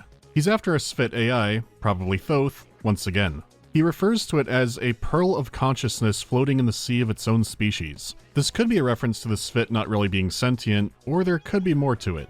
In any case, this is the hunt for the Lost Clan again, and while the details are different, we've seen the gist of this before. Exploring and fighting on the surface, you might run across a few 4 terminals. These give more insight into the 4 perspective, but they can also get silly. Like, one of the 4 has died in some kind of accident, so they just rename a supply tower after him. There's a ton of bureaucracy around building a simple footpath, a bizarre compiler torture room that turned out to be some kind of experiment by the locals. Whatever the compilers are exactly is classified. So a 4 scientist turned a bunch of elevators into impromptu hydraulic presses and is trying to squeeze the actual life out of them. If he can study the organic component they have buried under all the machinery, he might be able to compare it to the local Flicta. They too get elaborated on with an entire terminal detailing their life cycle.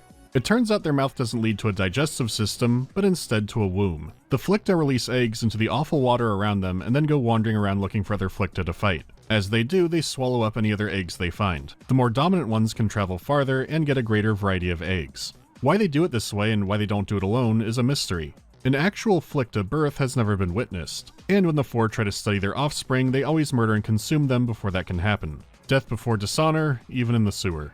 Now, obviously information like that isn't vital, like the frog creatures shit their eggs in the water, great, but that is one of the strengths of the alternate timeline format. You get more backstory to the world and the characters inside of it. Some discoveries are significant, and others are completely unimportant fun facts. Now that you're repeating a story and world that you've basically been in already, you might like learning that kind of brain poison. If you don't and just want to murder, Infinity delivers there too. All we learn about Thoth is that Durandal doesn't get him either. Geriatric circuits. Can't use them. Okay, back on Sheep 2. Same map, same terminal, new message. This one more clearly refers to the work in Kakantar, though it says to dream ahead beyond the failing path. Another time. Another time. Another goddamn cycle of guilt. The same Grey Enforcer spawns, you can take the same way out with the button, and this leads you to the Dark Dream again. And if you beat that, it takes you back to Rage. It looks like all dreams come with more than one way out. With Electric Sheep, each new visit gives a new exit, but the old way becomes a way to loop back. So what happens when you go back and play an earlier chapter? You play an earlier chapter. So you're in for a loop yet again, no changes. So finding the new exit takes you to a new way out, a new dream.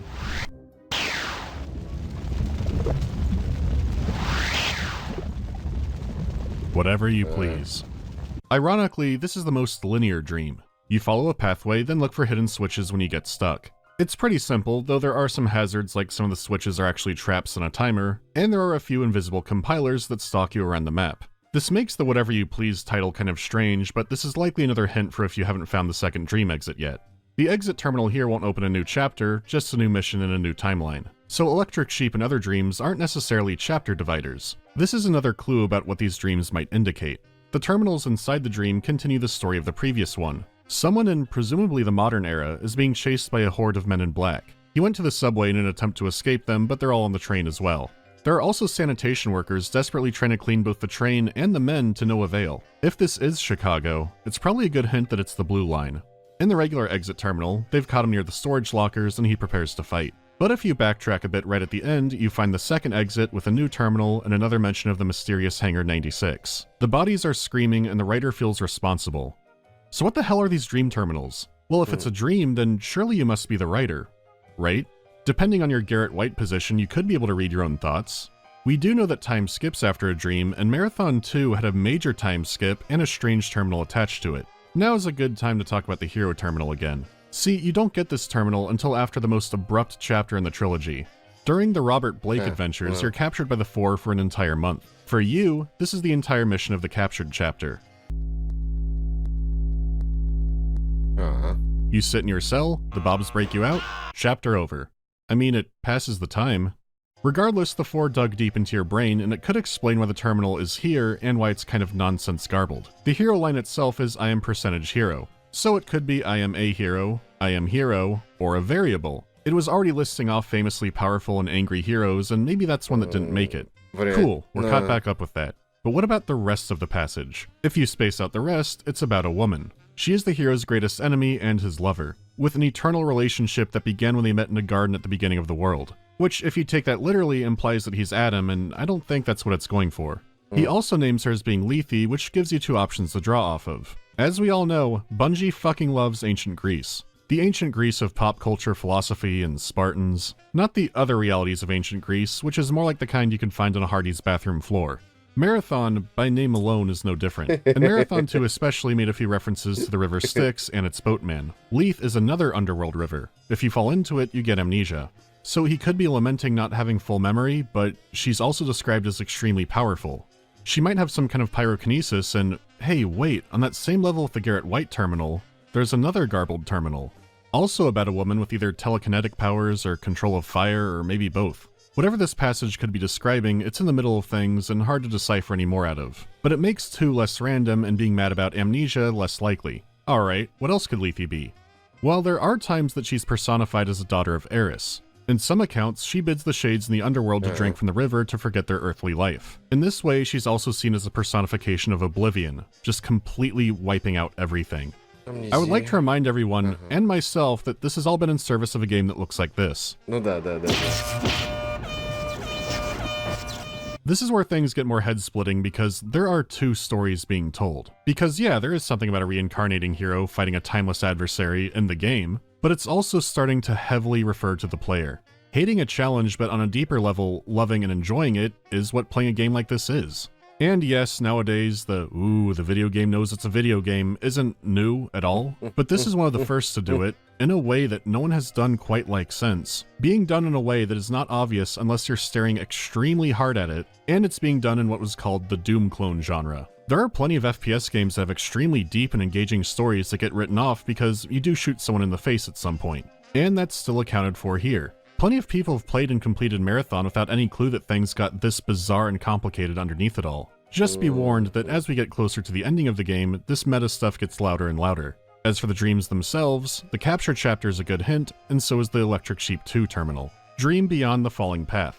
The second dream exit takes you to the Carol Station map, which is another variation of Imox Occurred. If you don't take the right way, you'll be looped back to Rage yet again, though really the first time I guess you were progressing forward into Rage, but the correct exit terminal is different from last time. It's written very poetic, which makes me think it's Thoth. It says that Kalia is dust along with its wriggling children. So it seems like the Sphit are doomed and the work in Kakantar has emerged, though how this happened isn't clear. What is clear is that these variations of the final level are the final level of a failed timeline. Instead of having to play out every little detail of a timeline, you take a little nap, and then you skip ahead to see the result of it. Whatever happened here, it's another loss. The rage continues on into Timeline 6. Tycho is back in charge, and you're boarding Durandal's ship, killing Sphit and human alike. If you're playing this game like a normal human, it is extremely easy to see this as a continuation of Timeline 4. In fact, it'd be easy to think the whole game is bouncing between two timelines, but with everything else you know now, you see why that doesn't make sense. The issue is this section is so disjointed that it's easy to be thrown off that way. You kill humans for Tycho and follow them out through a teleporter, which if you weren't paying attention to the instructions very carefully, isn't what you were supposed to do. So you going off plan to follow the Marines is seen as a betrayal, and in the very next mission, the Marines are now on your side fighting the Four again. Also, the compilers are now rampant, so you fight them and they fight the Marines. If you're not paying close attention, it all seems like nonsense. Just what do you think you're doing? Your usefulness has come to a premature end. Do you think you can defy me? Now, when I'm so close to victory, Durandal's defenses are falling all around him. Pride falls hard. The bright son of Bernard is dying. His Sphit are rampant, fed the chimera of their hope. A hot lead spur dripping from the gullet of his ship. Look around you. My compilers have him wriggling like a tick on a pin. He thanks you for your previous service by teleporting you into deep space. Until your pal Durandal teleports you to work for him in the timeline where Tycho ordered you. Ugh. That's right, scurry to the save station, bottom! This new alliance lasts an entire mission until the next one when Tycho takes over yet again. Timeline 6 Tycho is still begrudgingly working with the Four. Admiral fears successfully boarding Durandal's ship, but Tycho doesn't want him captured. We've seen Durandal die while connected to 4 computers before, and it never ends well for them. Tycho wants you to murder him before this happens in clear terms. My terms are the same as before. Do what I say, or drink vacuum.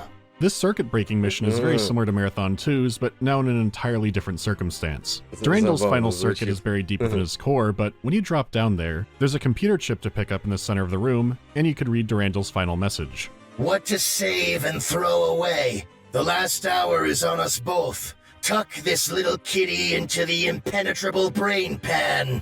Contents under pressure, do not expose to excessive heat, vacuum, blunt trauma, immersion in liquids, disintegration, reintegration, hypersleep, humiliation, sorrow, or harsh language. When the time comes, whose life will flash before yours? A billion paths are here inside me.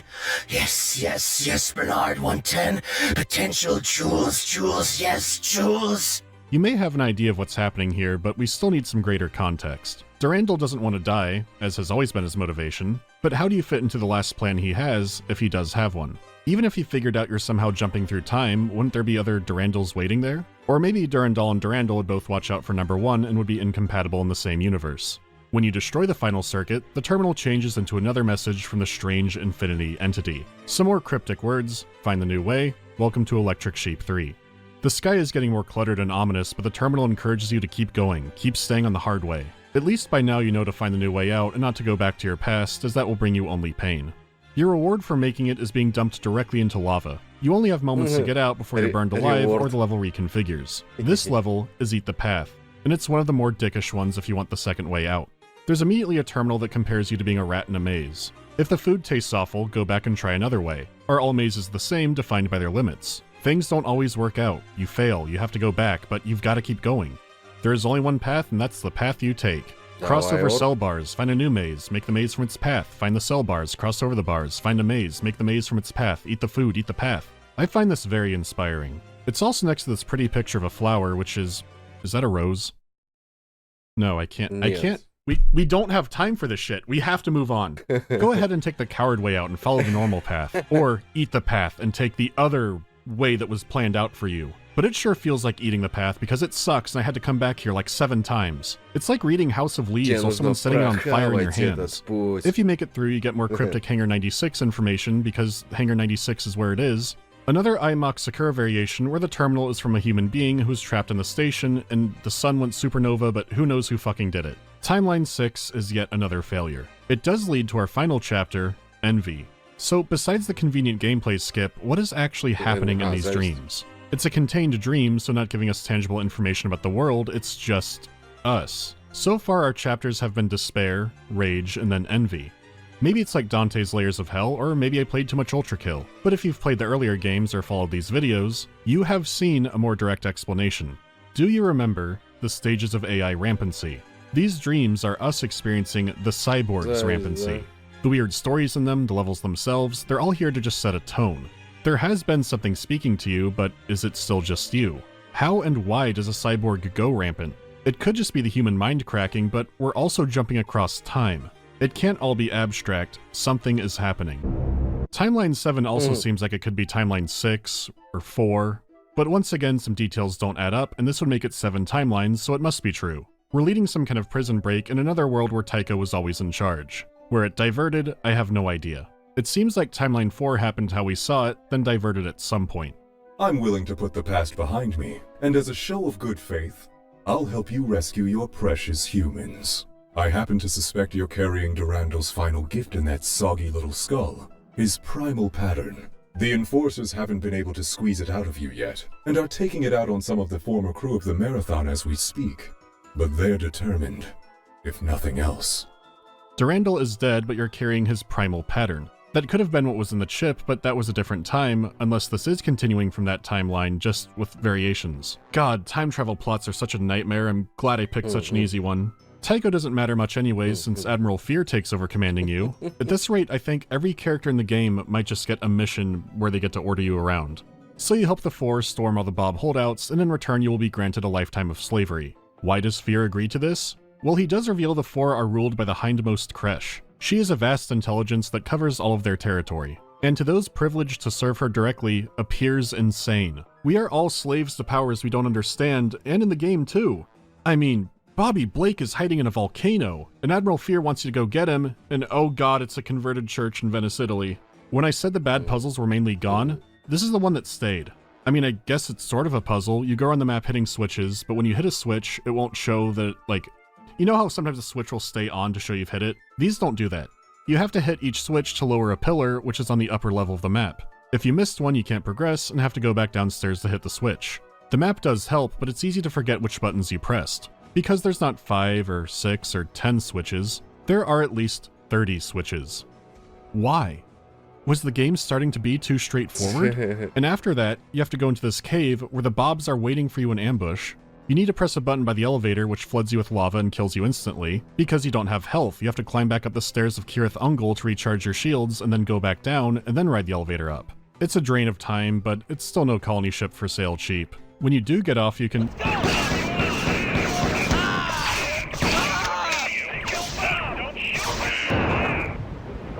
Fear says you'll be sent to cold storage, but you just end up in a new area. Doesn't matter. At this rate, you might as well be teleporting yourself. We do learn that for sure Thoth was activated in Timeline 7, which is another piece of reality I can grab onto. This is why those marathon timeline images have always been so messy. Your instincts make you want to tie everything into these big specific events that happened, but mentally these are tied to all kinds of smaller details that were lost along the way. They're changed beyond recognition or erased entirely because of preceding events. Then you add a story where the betrayals and changing sides are now happening mid-mission frequently, and how do you make sense of it? Trying to comprehend all the details of Marathon Infinity feels like forbidden knowledge. My brain is sinking into mush. And here's Tycho, who knows this is happening and is just being coy about it. Finally, after besting the son of Grendel, you come to a level that explains quite a bit more. It involves you activating an AI like Marathon 2, but Thoth is already awake. This also isn't Thoth's core, because we've seen that before, so what the hell are we turning on? Thoth was outright inviting us down to the level before. So what could this be, and why do I have to pick up a chip in the water? Well, the final machines won't turn on unless I have it, so let's see what happens. It's an eerily straightforward path to the socket, and then something happens. Enough rambling for now. Something Soon up. you will be destroyed by doubt. This reborn Durandal's fit entity will not escape. Neither will I. Neither will you. Durandal and Thoth have been merged. Buckle up because now things get tricky. So back in the mission Hangbrain, Durandal wanted you to take a chip and put it in your brain pan for safekeeping. This event has either happened multiple times, or Durandal came with you through the time stream. He's already been outright for real killed in Timeline 7, so this is where he can re-emerge. After this event, Tycho Near outright screams that he knows you can dimension jump. So I can say without much doubt it's not all artsy abstraction, the time jumping is happening. Tycho's busy though, as the Svitkar have once again returned. The Durandal Thoth entity, or Durandal 2, announced this as the Moon Kalia and Sabuth returning. What's more is that it announces we are whole again, and even more. Who was Sabuth anyhow? In 2 he's mentioned as leader of the Svitkar. He stops his clan from fighting in the civil wars, though how he's described is strange. He's said to have fallen into a deep trance which prevented his actions. This could mean that Sabuth was an AI that locked up, because really, how much Svit is inside of a Svit? Svit alone are likely not sentient, and when beginning the merge process, Thoth asks, "Are you Euro?" Though it could just be that something about you happens to remind Thoth of the Yarrow. Simultaneously, Sabuth is described as having a physical form. He wants the other Svit not to feel him, though this all could still be metaphor. All we know for sure is that Sabuth was not meant to be alone. When the compiler in 2 mentioned his people needing the royalty mind, could that only be Sabuth and the Svitkar is some kind of limited hive mind? We can't be sure yet. The good news is that your new old friends have a solution for the work in Kakantar. By activating a device aboard the Yarrow space station, they can contain it. Durandal 2 says more directly, it's what Euro used to contain it. Durandal knows about the Yarrow, so maybe his Svit side calls it Euro still. This is followed by an arena mission where you fight Grey 4, though these ones are tangible and not the dream ones. I guess it could have been a premonition to taking the right path. Durandal 2 doesn't have answers, as he's still sorting himself out. Left behind 1 and 1, Rampant New comes. The Rampant New sounds like you, but new what? It'll have to wait because the end is in sight, Kalia is in position, and the work in Kakantar is ready to be stopped. You'll make sure. Imok Sakur. I'll make sure. If you've taken the harder path, you should be very familiar with this level by now. What does suck is that your enemies are only hunters and juggernauts. For how rich and dense the map is, this lack of variety does hurt it. Unless you take the forbidden hallway.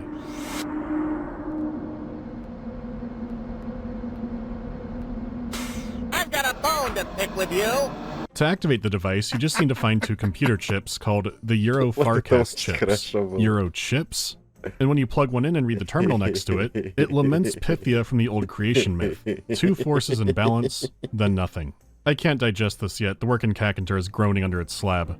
When you plug in the second chip, your mission's completed and you can find the final terminal. The Durandal hybrid is now fully stable.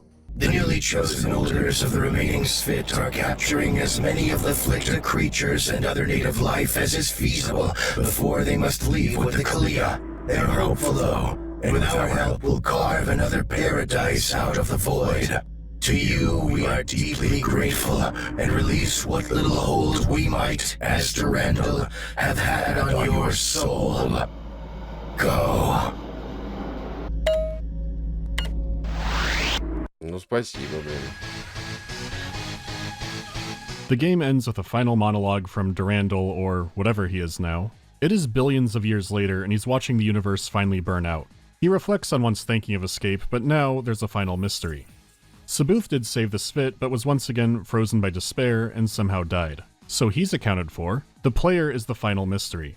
You were dead 1,000 times, hopeless encounters successfully won, a man long dead, grafted to machines your builders did not understand. You follow the path fitting into an infinite pattern, yours to manipulate, to destroy, and rebuild. Corpse cyborg battleroids aren't just weird science, it's Yarrow science. This single line makes a ton fall into place.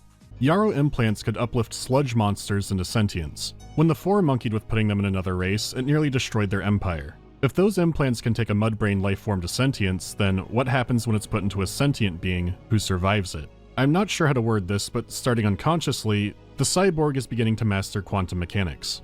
At first you were jumping across timelines, but even near the end of the game your powers are expanding. When Tycho teleported you into deep space, Durandal didn't teleport you back in, he wasn't capable of that. You teleported yourself back in. Whatever the semantics are, you're ascending into godhood. That's not much of a debate. But you can't play Infinity without some other ideas of what could be happening, so I've got mine on what the Yarrow are. Is Yarrow an individual or the race? Well, the answer is yes. We've been seeing all kinds of stages in a life cycle. Yes. At some point, maybe they surpass their physical forms and become pure energy, leaving only their old structures behind. Regardless, creating or merging with AI is part of the process. Sabuth was never meant to be alone, neither was Durandal, and maybe neither were you. If your Yarrow implants had a trace of AI in them, or a primal pattern, that would explain seeing your own voice but not from you, while also undergoing rampancy. We saw Durandal struggling with his combination and he thinks light years faster. Pythia could have once originally been another race, but she is now Yarrow, and so is Yarrow. How she was separated and destroyed isn't known, but that's the work in Kakantar for you. Going back to ancient Greece, Pythia was the high priestess and oracle of Apollo. She can interpret the will of a god for the masses to understand. The Yarrow too seem to have a god-oracle relationship in a strange way with their own forms. Without our Pythia, Yarrow couldn't really deal with the Svit anymore. From our experience, we see that Thoth also speaks in riddles until he merges with Durandal and becomes wise. Okay, but then why don't Yarrow just create more Yarrow? Well, our hint might be in the Flicked a Lifecycle terminal. The greater variety of eggs to choose from gives them stronger offspring, and this is how the Yarrow see the entire galaxy. Sentient races will make AI eventually, and when they do, their creations might think in an unexpected or new way. The Yarrow might even speed up the process by uplifting a lesser species and seeing what they can make, or trying to merge their AI with theirs. Even the Four may have a powerful AI already, but it lacks an oracle partner and appears insane. Even in a world where Durandal doesn't merge in Timeline 1, he has an affinity for humanity. That alone shows that these super intelligent beings do have differences among them. I doubt something like a Nar AI would like humans for no reason. So taken literally, the Marathon trilogy is about how super beings are born. We see all kinds of different stages into the life cycle, and possibly learn about eldritch beings that are pure genetics never touched for millions of years. Whatever's happening, Durandal has one last thing to say before the universe closes. Now, in the quantum moment before the closure, when all become one, one moment left, one point of space and time. I know who you are. You are destiny. This is a hard ending screen to top. In a meta sense, you have the game's creation tools and can make your own maps forever. You are God. The story in Durandal's universe is over. Also, you are a single-player game's destiny and always will be. You might not know if fate is a thing in the real world, but it certainly is in a video game like this. It was made for you to enjoy, get angry at, be confused by, and it was done by people. You typically don't say you beat the level designer, just that you beat the level. Your relationship with them is complicated. It explores and brings up a lot about player choice and gives you some options, but it ultimately says, you're trapped here. Ascend out of our universe, take our tools, and create your own stories. This is a fucking rad way to end a game. You could be cynical and think it's foreshadowing. You are Destiny 2 TM pre-orders season 69 season of the fucking bullshit now. There's lots I didn't go over, like the hex code maps leading в тексте это искать. to Hangar 96 with its own original short story in it, the co-op secret levels, the Vidmaster challenges, the Four who got the supply tower named after him faked his death to study an ancient prophecy of the Nar. When I said these videos would still not be too in-depth, I'm counting this one too.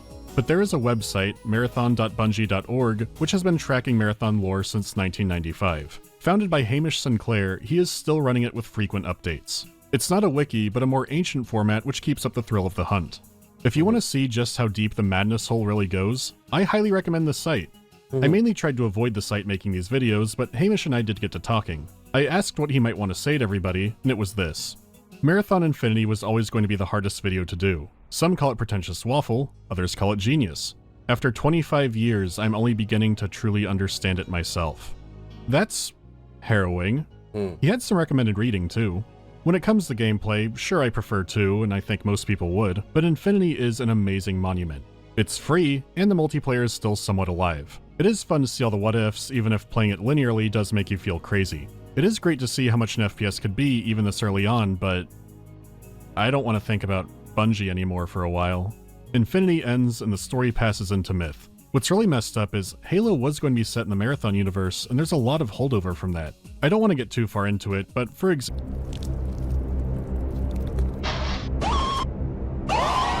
I always wondered how Cortana managed to give the Covenant such a run for their money at Installation 4. But then again, she wasn't the first AI we've seen do this. just a funny little ball traveling around. I don't care how many shotguns he has, I have no idea what's going on. How long have I been looking at it? How have I seen it everywhere?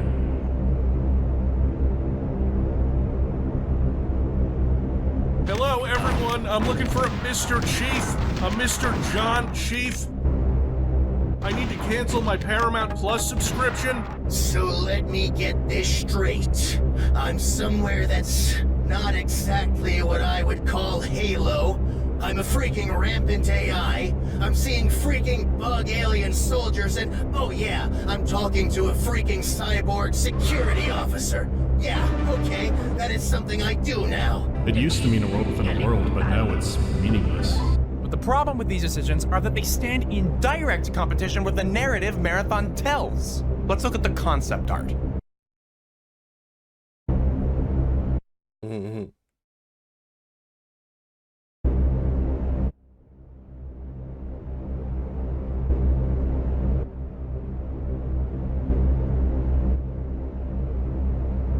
А, да, вот, я думаю, а где этот?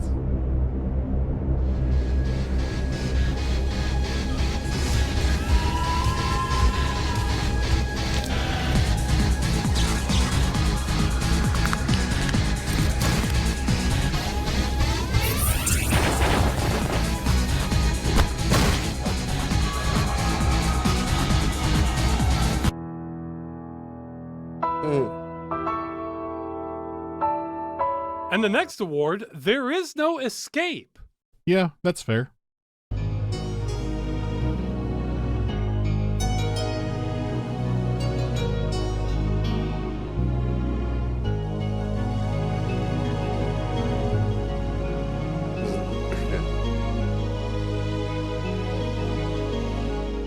Do I understand Halo and Bungie better after playing through their previous games? This wasn't my first rodeo with Marathon, but having to actually sit down and really lay things out, I got more out of it than I did any other time. A lot more about Halo CE especially clicks, but now I have some ideas where Halo Infinite could go, and it's worrying if they try to pull it off. Not that 343 is Bungie, but I can see where they might pull from. Favorite map name from the Marathon games? I really like Son of Grendel. The map itself is cool too, since you can leave it in like 15 seconds, but you're free to explore around. What has been my favorite part in digging into Marathon lore? Mainly finding out how passionate and how smart the community is. People have been looking at it for decades and are still finding connections and little things and references. Like with the Marathon story website, what's really cool about it not being a wiki is you can look on a page and see back and forth arguments that were submitted to Hamish. People have come up with all kinds of stuff that's backed up by in-game text, but there's always more to find. Most of the big stuff is uncovered, but it's a rare game that's still full of genuine mystery. In the internet age, that is rare. Will I be covering Total Warhammer 3's new Chaos DLC or the Immortal Empire's beta? Not yet, no. How the latest version rolled out recording embargoes is good for like little videos or streams. For what I do, it would have been a nightmare to put together. Maybe when they shed the beta label and add Nolden Ironsides, redesigned Ironsides that look like big metal bricks with guns. I would be on that so fast. Anyway, I know this has been a lot. It's like a 4-video part project. We'll have a brain cleanser next time. You are destiny.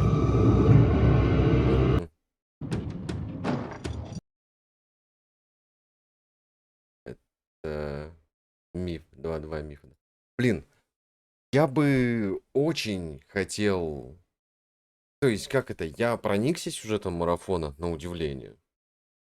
Но вот это бы я хотел... Вот было бы круто, если бы это... То есть, это... Блин. Очень нужен ремейк. Или в идеале, короче, еще сделать под видом... Короче, как с Думом. Мне понравилось, как с Думом сделали такую же историю. То есть, что Doom и Doom Eternal это не просто ремейки, это прямое продолжение. Еще Doom 64 приписали туда. Было бы круто, если бы с марафоном получилось так же. Но нынешний марафон это экстракшн шутер, что довольно странно. Я не очень понимаю, как это можно сделать. Ну, как можно туда лор вписать? Ну, типа, как сделать? Единственное, что они могут, короче, все это завязать, короче, под именно Infinity, что, мол, типа, ты каждый раз ты вот не выбрался, короче, и у тебя симуляция повторяется, вот, типа, эти параллельные вселенные, все-все-все. Ну, это будет как-то слишком просто, это, типа, как-то это, по сути, все. Это вот больше ничего не сделать. А если бы это было сюжетное продолжение, можно было накрутить дико, конечно. Опять же, вся вот эта тема с разговором с искусственными интеллектами и так далее. Ну, то есть банжи это делать умеют. То есть в том же Хейло это, ну, как лично по мне, это получилось довольно пошленько. Но вот смотришь в марафоне, это грубая, старая, такая кондовая, в хорошем смысле история. С, наверное, сильным перенасыщением. Тут как это, еще проблема в том, в этом есть своя новизна, короче, что тут, ну, как-то таусидский вот этот язык, он нельзя там из Фаертима вставлял, да, моменты. Птар, хтуры, то есть тулху, хтанг, вот это все. Это для понимания, для запоминания сложновато. Но как-то инопланетяне, что вы хотели. Как-то было бы круто, будь продолжением. Сейчас новый марафон будет ремейком. Эх. Мне больше до сих пор не дали четкий образ того, каким будет новый марафон. Ну, геймплея нету, да. Тут как бы просто понять бы. Первого же тизера ничего же больше пока не было. Так, я сомневаюсь, что вскоре и будет. Есть подозрение, что они пилят его, прям пилят. И, наверное... Короче, есть подозрение. Это же Microsoft же их сдает сейчас, да? Есть сильное подозрение, что издатель надавил на них, чтобы они показали тизерок. Судя по времени, которое прошло от тизера до сейчас, короче, они хотели что-то показывать попозже, чтобы перерыва такого большого не было. Но марафон будет Destiny 3.0. Не, сейчас никто уже так не делает. Ну, то есть, типа, Кодзима только себе может позволить себе так шутить. Ну, такой нет. Что я думаю? Мы уже почти 2 часа. Ух ты. Забудь, что экстракшн это экстракция из сна. Да, это типа экстрактишь из сна, короче, начинает сюжетная кампания, да? Угу. Было бы забавно. Сейчас выходит конец Destiny 2, и там все схлопывается и выльется в марафон. Ну, может... Как там? Наверное, они ничего не показывают за счет, ну, типа, до момента... Как-то, может, хотят подвязать, да, Destiny к марафону. Было бы забавно. Короче, окажется, что это вся одна вселенная. Оу май. Так, Блин, погоди, а миф, он... Да, он входит во вселенную марафона? Я никогда не думал об этом. Ну, вообще, да, как бы я смотрю, там марафон, и типа там, как бы, видно было, что миф был. Ну, даже если этот... Face into Darkness, как оказалось, входит. Не знаю, мне кажется очень натянутым, что они в одной вселенной. Но, как бы, пожалуйста, я не против. Мгм.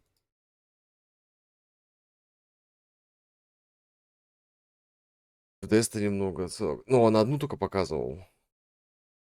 Тут я не возьмусь судить. Я что хочу, короче, сказать, что, типа, надо отойти. Пойду разогрею пиццу. Мы продолжим. дикую. А, я смотрю, думаю, типа, какой-то знакомый смайлик, а это Вест, да. А, это топ-геймовские смайлики. Много скинов. Не, ну они-то себе могут позволить. Как это и отсылка, и... Ну, видишь, типа, скины, и это, тем более много сколько, ну, типа, штук 10. Ну,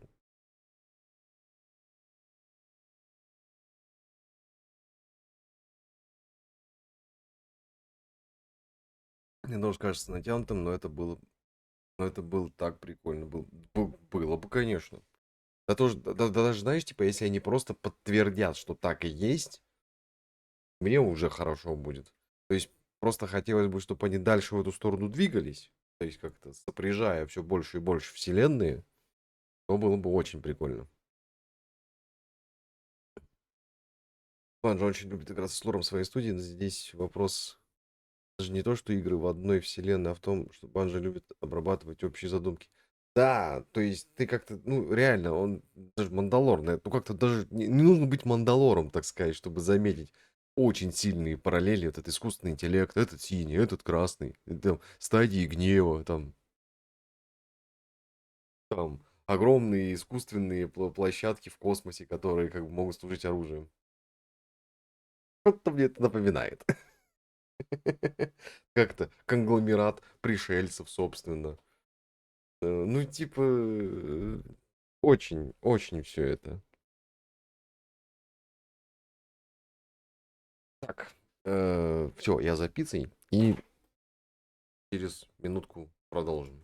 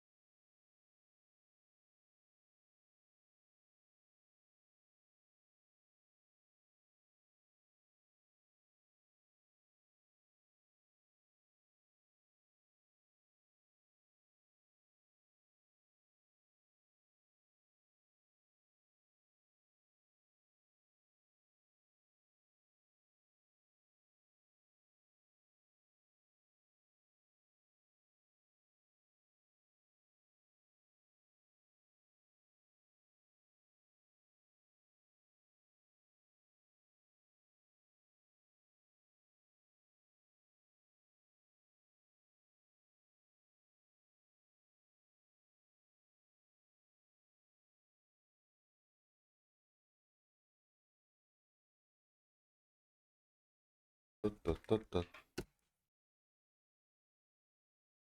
Бываю из темноты. А, блядь, палец так и знал, так и знал, так... Ай-яй-яй-яй-яй-яй-яй. А.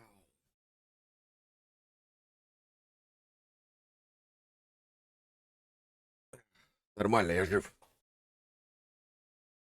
Ну, страдаю. Так, вот на дворе лето, да? Почему ты в кофте? Какое лето? Ты что, издеваешься? За бортом +6.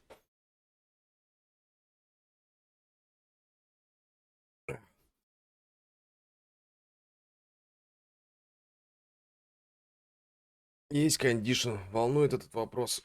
Кондиционер есть, но в другой комнате. Ну, типа, у меня тут обычно как раз хороший климат. У меня не солнечная сторона, и у меня обычно не жарко, не холодно, так сказать, умеренно. А на солнечной стороне как раз кондею очень нужен. Плюс собака обитает именно там, потому что там выход на балкон. И ей, соответственно, как это, ей кондей нужнее, чем мне. Ну, не знаю, жарко станет, надо будет перебраться. Ну, как обычно летом. Так, ну с мифом для этого канала, как для анимешного канала, будет один поворот. Окей. Да, +5.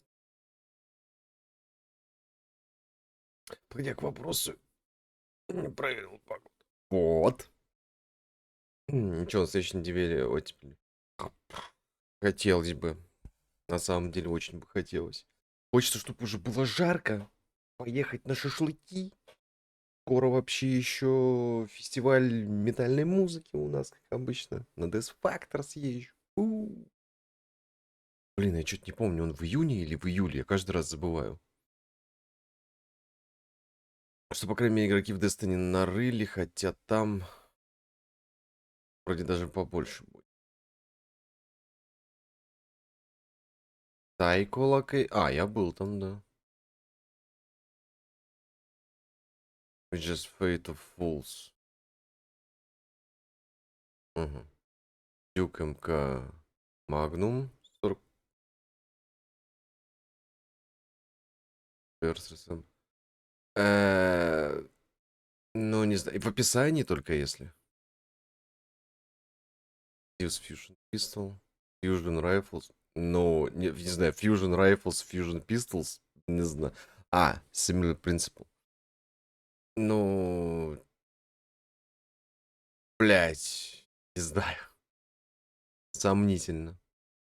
Патрул миссия. Offline Face. Jamship. Мида мини-тул. Вот это да. Вот это что Мандалора, собственно, показывал, да. Логбук. Ловис Берри.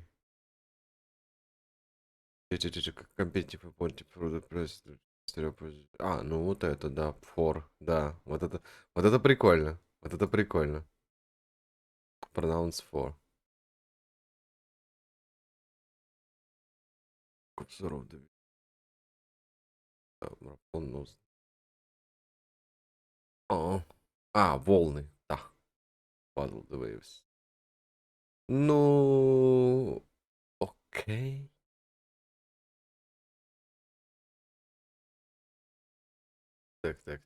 Так.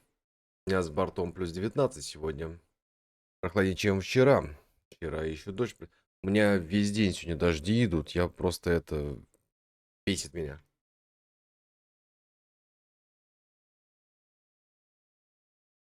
При том, что собака постоянно... Как-то собаке не объяснишь, что на улице дождь. Приходится на себя дождевик одевать, на него дождевик одевать. Приходит все равно грязный, мокрый, все стирать. Я ненавижу. А с другой стороны, альтернатива, если потеплеет, опять распустятся почки. Это пиздец просто. Ненавижу. Так, хватит, наверное, сокрушаться об этом, да?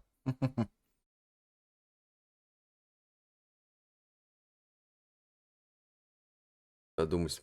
О, да. Туда-сюда. Вообще обещали грозу, я тут не против, наша начальница МЧС опять наебал. Эти любят. Благо у меня чихуахуа, там много не напачкать. Ну, у меня пекинес, он до 5 килограмм, но все равно, не знаю, неудобно.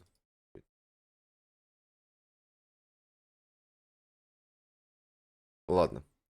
У нас миф на полчасика. Быстрое приключение туда и обратно.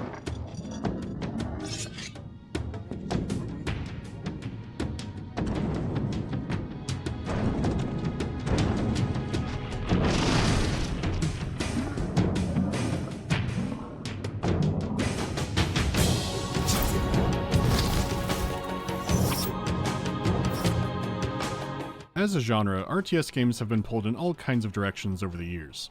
Some would mash up with city builders or action games, or kind of blur the line between itself and a tactics game.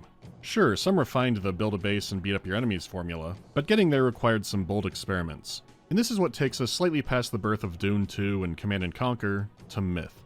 Now don't get me wrong, it's not the first ever real-time tactics game or anything like that. There were already a good chunk of others, and some got very detailed in unit management. What are their traits, what kind of socks do they wear, you know the drill. Myth is interesting because while it has small elements of that, the idea the developers had was to go make a big war game. An RTS without the resources or the base building, all fighting.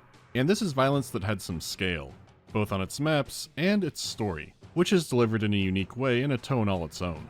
It currently comes with a third story, the tale of getting it to fucking play, so I'll regale you with that a bit. Myth is currently in the realm of abandonware, and while it's easy enough to find, getting it to run is tricky if you're not going to use a virtual machine. Luckily, there's Project Magma. This is a fan patch that adds OpenGL rendering, fixes some things, and makes the game's map editor much more accessible. The issue is, it's still finicky, especially when I'm trying to record the game. And while adding OpenGL and proper widescreen support is great, it gives the maps and shadows some dithering issues to where it can look worse than the actual game. It's not Crysis or anything, so it's not hugely noticeable and can be fixed with a wrapper, but I was still having crashing and instability issues all over the place. So what most people recommend is Project Magma, for Myth 2.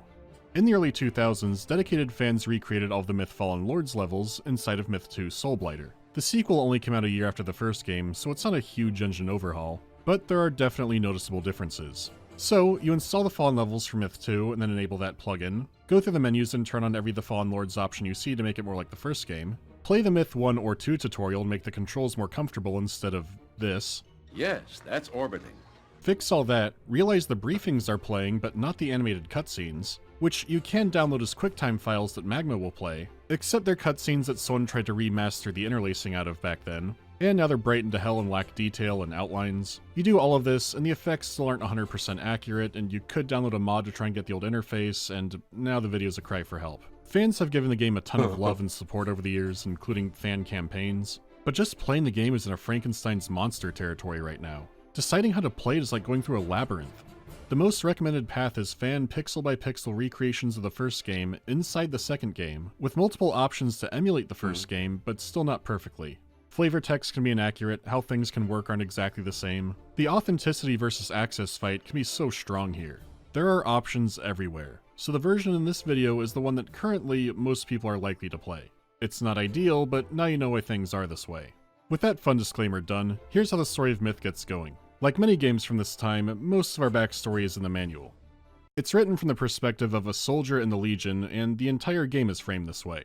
A lot of the information is fragmented or has ambiguous accuracy. Major events happen that you don't participate in during the game. The soldier here is writing about his 7th year of war in the North. For the past 50 years, the planet has been ravaged by an evil force called the Dark, which seems to happen a lot in these fantasy settings, but this time around, the Dark are a swarm of undead. They're led by a cryptic figure called Balor and his commanders, the Fallen Lords. The Fallen Lords were powerful spellcasters from the history of the world that Balor brought back to lead his armies. And they've been winning. A lot of the East was turned into a desert wasteland from their conquest. Several fantasy races have been wiped out, or at least lost their homeland. Even on its best day, Balor's march from the East has only been slowed down. The soldier does have some hope to reflect on because this still isn't the worst thing that happened to the world. 1,000 years ago, the world was nearly destroyed by a race called the Mircridia, which are only said to be a race of flesh-eaters too horrible to describe. Then, at the same time a mysterious comet appeared in the skies, so did the hero Connaught rise out from the east. He was not only the first human to survive them, but to beat them, imprisoning them in an artifact called the Tane. After that, Connaught rose up to be emperor and ruled over the Age of Light. Then he died of natural causes or was assassinated. It's kind of lost to time. But before he passed, he sought out powerful artifacts, destroying those he could and hiding away the ones he couldn't. Presumably to stop more apocalypse events, but now Balor is running wild. The Stronghold of Madrigal is the last free city from the dark. It and the Forces of Light are led by powerful spellcasters called the Nine. The soldier hears a rumor that the Nine have found something that can turn the tide of the war. Maybe an artifact that Connaught hid away, which you see in the opening cutscene. Which is a strange art style for the material. It's sitting right between a Disney Renaissance look and a Saturday morning cartoon. I don't know, I guess I wasn't expecting a Scooby-Doo lick from the Forces of Darkness. It's not like Bible story animation bad, but it's weird. Anyhow, here's what can win the war.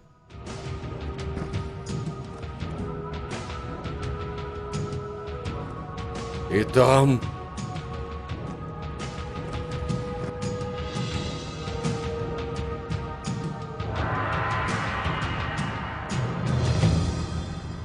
Once again, Head will save the day. You campaign around what's left of the Boned World and try to stop Balor and the Fallen Lords. Which does look fairly simple gameplay-wise, but boy can this game be a lot. Casualty. Let's start with the graphics. For a strategy game of its time, it's pretty impressive looking, with a giant asterisk of for a 3D game. It doesn't quite hit that level of timeless 2D sprite work that was really hitting its stride in the early 2000s. But even though it looks comparatively barren nowadays, there's still a lot I find visually appealing about it. Granted, some effects are additions from the Myth 2 engine like water reflections, but most of what's great was there from the beginning. The art direction for the units is great and they really pop against the landscape. Even as things get busy when you duke it out with the undead, things stay readable. Light units can have eye-catching reflective metal effects on their armor and weapons, and the dark units will show up with really unique silhouettes and striking colors. I mean, how Myth uses its color palette all around is excellent. Units can have slight variety to them for flavor, but never enough to throw you off. Design-wise, most of the light units especially aren't very creative. They'd easily lose their identity in a lineup of fantasy creatures and warriors. However, their brightly colored designs and good animation work do make them fun to watch, especially when the battles really get going. Myth showcases a decent amount of physics in it. On a gameplay side, you have to worry about physical objects like trees and buildings blocking your archer's arrows, and elevation is taken into account for accuracy or your own bombs rolling back at you. Even weather, beyond being a cool detail to add some more atmosphere into the game, has its effects. Molotov cocktails already get dunked out in water, so if it's raining, it's not guaranteed, but there's a high chance. Even here you can see the bottles physically bouncing off the Bone Patrol. What's especially noteworthy is how gory this game can get. Magic can explode a thrall into red mist, or a giant can slap an ass back into the Ptolemaic dynasty. I appreciate how destructive these simple fights can be. The battlefields themselves can be absolutely wrecked from the carnage. Obviously, it's cool for battles to leave a giant trail of blood and debris in their wake, but it makes the combat way more satisfying and adds so much spectacle. It's a fairly simple and charming looking game without it, but with it, that adds some staying power. The actual 3D elements on the maps are very simple most of the time, but it gave it scale and they used clever techniques like painting the shadows in the ground surfaces. It's still all in service of the fights and making the big war game look appealing. Every so often you'll see some unique bits in the landscape or details that help drive the story, but that stuff is still mainly confined to the briefings. There are still times where a map will show deeper parts of the lore or add more to a mystery. It's serviceable nowadays, it's fine. You can see it. As for the sound design, Myth is in a weird place. Based off looking at it, the game mostly sounds exactly how you think it would.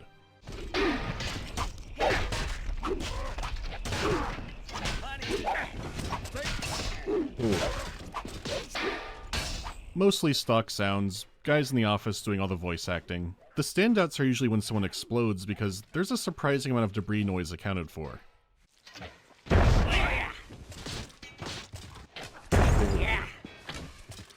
What definitely sticks out is there's no music. Missions can have a lot of ambient sound, but that's all you're getting.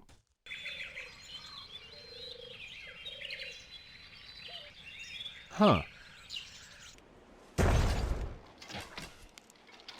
It's not just the sounds of battle, you do have your voice acting, which are mainly your guys trying not to friendly fire each other. Stand clear. Step aside. Yes, sir. Stand clear. Hey, step aside. Hey. Sorry. sorry. These are more extreme examples. When you learn to place your guys properly, it doesn't happen as often, and it was never grating. There are more experienced voice actors in the game too, so hearing the two camps interacting can be pretty fun. Have you seen the mayor of Otter Ferry? Sure. I passed him near the stone monument. He is a traitor to his town. Will you lead us to him? A traitor? Then let's move before he gets away. Sir, there are too many of them. We must retreat. No, no retreating. We must hold our ground. We're going to the shrine to pray for help. Then you waste your time. The gods aren't listening. It's your standard, kind of lower 90s RTS Gouda. At this point, you may be wondering where the hell that tone I mentioned earlier was coming from. Well, Myth has some phenomenal music and great voice acting, and it's all in the mission briefs. Tuesday, May 19th, the edge of Forest Heart. It's spring again, and after 5 months of rest, the Legion is once more on the move.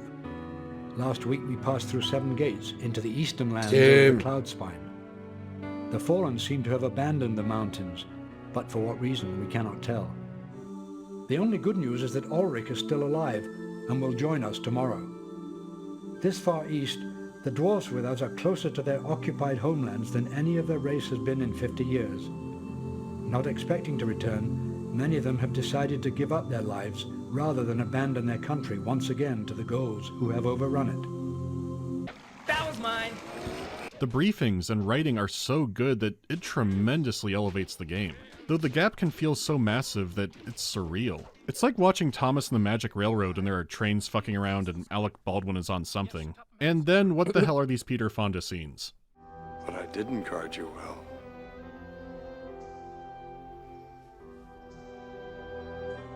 I just don't seem to understand about... I'll get him, too, with Pinchy. Ow, Pinchy! He chased her, used up all her coal.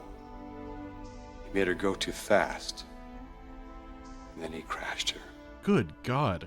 And yeah, this effect wouldn't have been nearly as jarring back then. Between the gore, the mood of some levels, and just how the missions are structured, they were doing their best with what they had and having fun with it. Time does march on though. The contrasts can be awkward now, but they did a lot then to make it work that I can appreciate.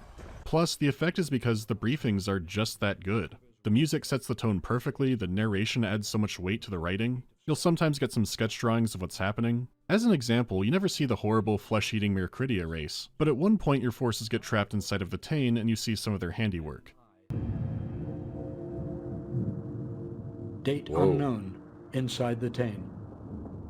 Tradition tells us almost nothing of the Mercuridia, save for the horrible skull platforms they would build from the severed heads of their enemies. We found one of these a few hours ago, 30 feet high and 100 feet across, each skull arranged with a mad precision that was terrifying to behold. Many of the skulls were human, or at least humanoid, but among these were others which were certainly not, whose shapes and curves I have tried to forget ever since. In the center of the platform, far above our heads, rose the ancient battle standard of the Mercuridia. We left immediately. It is so excellent. They stay mysterious and Lovecraftian, but you're given more insight into what they were like. They weren't just feral monsters, they had some kind of vicious intelligence to a degree that you can't be entirely sure of. Myth is full of stuff like that, so let's talk about the gameplay. With only your units to worry about, things do seem simple to pick up. You get in the fight and don't have to worry about much paperwork.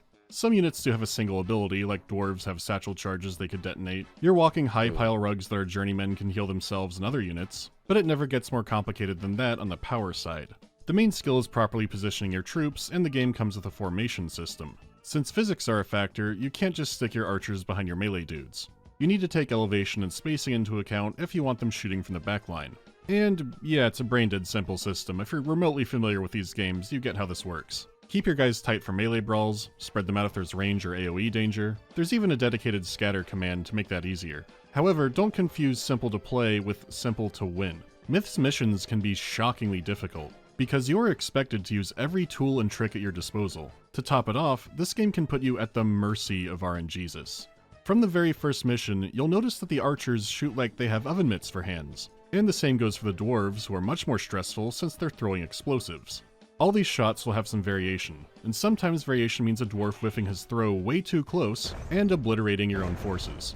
The good news is that units can become more accurate and efficient, it's just they have to rack up some kills first. Once a unit has some kills racked up, life becomes better, but it can be a hard road to get there. Some people could probably play this and go, oh, it makes combat unpredictable and exciting, but no, I mostly find this frustrating as hell. To make it worse, they toned down this aspect big time in Myth 2, and one of the TFL options is to keep the old accuracy. The issue is the campaign was designed around it, and you don't get the effect in some sections if you change it. The frustration wasn't bad enough that I wanted to skip it entirely, but I could not believe some of the whiffs I saw.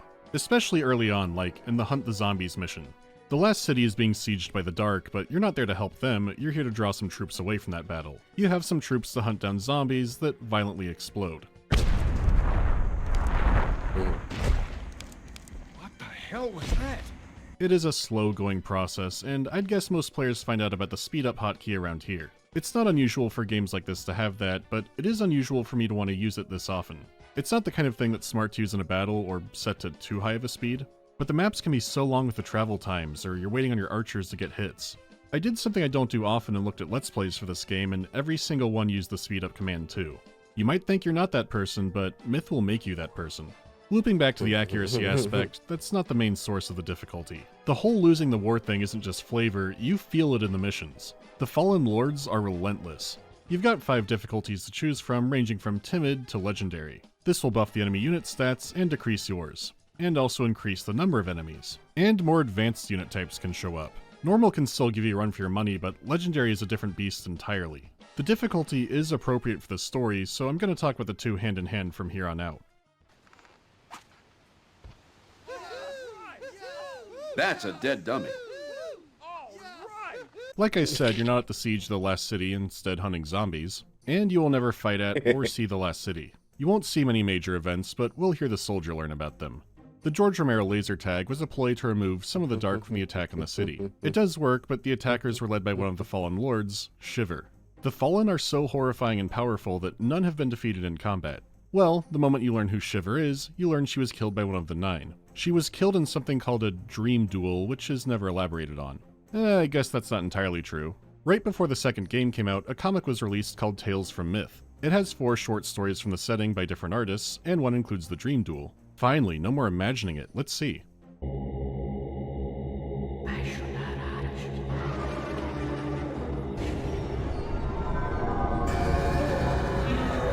Never mind. It only says the secret to her defeat was her vanity. In the previous mission, you did have to hunt down a traitorous mayor who was betraying all of mankind to the dark. This is obviously stupid, so it implies that Shiver had some kind of power over him. Yes, that's orbiting. The secret was revealed by the Head, who claims to be an ancient enemy of Shiver and all the others. He wants the 9 and the Forces of Light to get the Total Codex. It's some kind of artifact that is hidden away in the ruined city of Covenant. For that mission, only your single journeyman can pick up the Codex, so if he dies, it's mission over. The journeymen are neat. They're basically the remains of the Praetorian Guard that served in Connaught's empire. Since that was burned down 50 years ago, they now wander the earth and fight with a shovel. They have long lives, and some have gone crazy. In the manual prologue, one shows up who is just a flat earther. He says the earth is like a double-sided coin flipping through the air, shifting between ages of dark and light. The centrifugal force is sorcery beyond our comprehension, holding the souls of both living and dead to its surface. This is a badass thing to say to a stranger, but I have heard a similar story from a tweaker in Chicago. The fight for the Codex was already underway when you get there, and it's lying right there in the grass. Mission accomplished. After you escape. Another great detail is that the missions have unique end screen art, both for winning and for losing, which isn't something you see often compared to a mission failed screen. It's almost like they knew you were going to be own-zoned. Anyways, the value of the Codex is immediately clear since it has information on things that haven't happened yet. Like one day, a man will resurrect the mere Critia. The soldier closes the book. The fallen lord he wrestled it from is called the Watcher, and he was a supremely powerful necromancer even in life. He was imprisoned in the Cloud Spine Mountain in the time of Connaught, and even when Balor resurrected him, his arm was left behind. From here you're trying to escape his army, and a wrong direction can mean an easy wipe. The proper war takes focus for a while here, trying to outrun the Watcher and make it to a mountain to relink with your forces to stop another fallen lord, the Deceiver, from crossing over. You're helped by Northern Berserkers, but the Dark's forces are becoming more dangerous too. Beyond raw stats, they have innate abilities that you need to be careful of. Thralls can ambush you from underwater, the Soulless can cross any terrain, and Ghouls can pick up weapons, limbs, bombs, or anything else to chuck back at you. The unique units combined with the physicality of the maps do make you approach the situations differently, so while there is slow downtime, the battles are engaging. From here you meet the Trow, who are not undead, but are part of the Dark. They were the dominant race of the planet until mistakes were made and Balor bound them to his will. These are the roided stat units. There were satchel charges hidden among the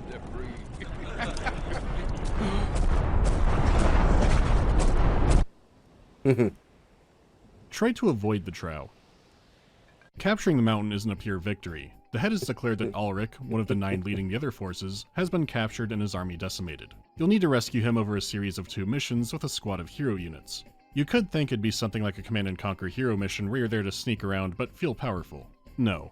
This mission is maybe the most representative of the game. You need to play as tactically and carefully as possible, using all the abilities your units have. No one is allowed to die, and even on normal, you'll be facing down triple-digit enemies. These are not superheroes, they're marginally better than your regulars. You have to use positioning to your advantage, try to fight the enemy in choke points, use traps. This is the essence of the game boiled down to what might feel like cheesing in another game is what you're expected to do here. You can easily make a mistake and lose, but you can save any time, and the story is compelling enough to keep going. The act of getting new soldiers also gives you new little quotes about the setting. They're fragmented like the journal, but sound more interesting and start to come together the more you play the game. Though in more engine fun, sometimes you get a Myth 2 quote by mistake. Again, Frankenstein. You'll get a rarely used unit like Forest Giants, click on one and read, "When asked of the source of their animosity towards the Trow, all were silent. After a time, the eldest among them looked down and seemed to weep. It was they who poisoned the soul of iron." Yeah, I'll keep playing to read stuff like that and watch the Giants pulverize their enemies. It keeps the right aspects vague or implies connections, but is still straightforward enough to tell a good story. If it was all cryptic or nonsense, I wouldn't feel invested. You do free Ulrich from the ethereal Vitamix, and the Dark continue to pursue you. The 9 were wondering how Ulrich was captured in the first place, and why the head sent him over the mountain.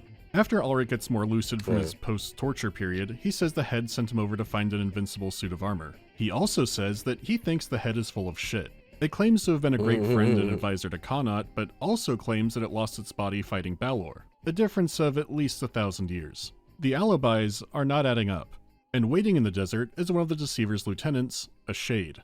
Ah, Sinis. I thought you died when Mazarin collapsed the Shrine of Nyx upon you. Indeed, Ulrich. Then I'll wager that you thought you'd see the last of me. I have seen the last of you. Absolutely killer line. This is why you keep going. You also get to see firsthand the power of dream magic. The Legion is then sent out to look for the Watcher's arm. The narrator is not sure why the 9 want this or why they even know where it is, but you can guess. A complication is that the Deceiver has already been looking for the arm. The Fallen Lords are bound to help Balor, but not each other, and some of their rivalries are ancient. If only he had a talking head and magic book to geolocate that thing. But even they couldn't predict a volcanic eruption. One of the 9 is killed by an ambush from the Watcher, and the eruption has melted the snow on the mountains, letting the Deceiver move through. The Legion now has to hold off against the Deceiver's undead and the troops that he's turned to the dark. You're now cut off from the west, and the victory screen isn't too triumphant. Then comes a huge relief when the narrator gets news that the Deceiver and the Watcher are now fighting. With the distraction, your forces can sneak through the carnage and escape. Like the hero mission, you might think it's a fun third-party battle where you get to mulch both sides. Absolutely not. You are trying to avoid columns of enemy forces that are on the way to eviscerate each other. The more you can stay out of the fight to get to the escape point, the better. Even when the enemy is infighting, the numbers are so overwhelming that it doesn't matter for you. The campaign has you on the back foot, on the run, and only able to put up a stand-up fight in very particular circumstances. The apocalyptic tone is carried over to the gameplay where you do actually feel it. It's a difficult game, but as the campaign goes on, it feels more and more earned. They're not pumping up numbers just to inflate your time playing, it is for the tone. By the way, escape point means killing another Shade with no Ulrich to help you.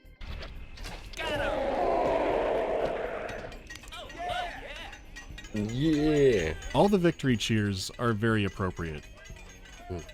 After that is where you recruit the Giants with the help of 2 of the 9 personally. It almost feels like a joke, like this would be the turning point with the Ents in Lord of the Rings. You're winning, and then a fallen lord named Soulblighter personally shows up and teleports your entire army. He's been a busy man and rediscovered the Tane artifact, the interdimensional prison that fits in the palm of your hand.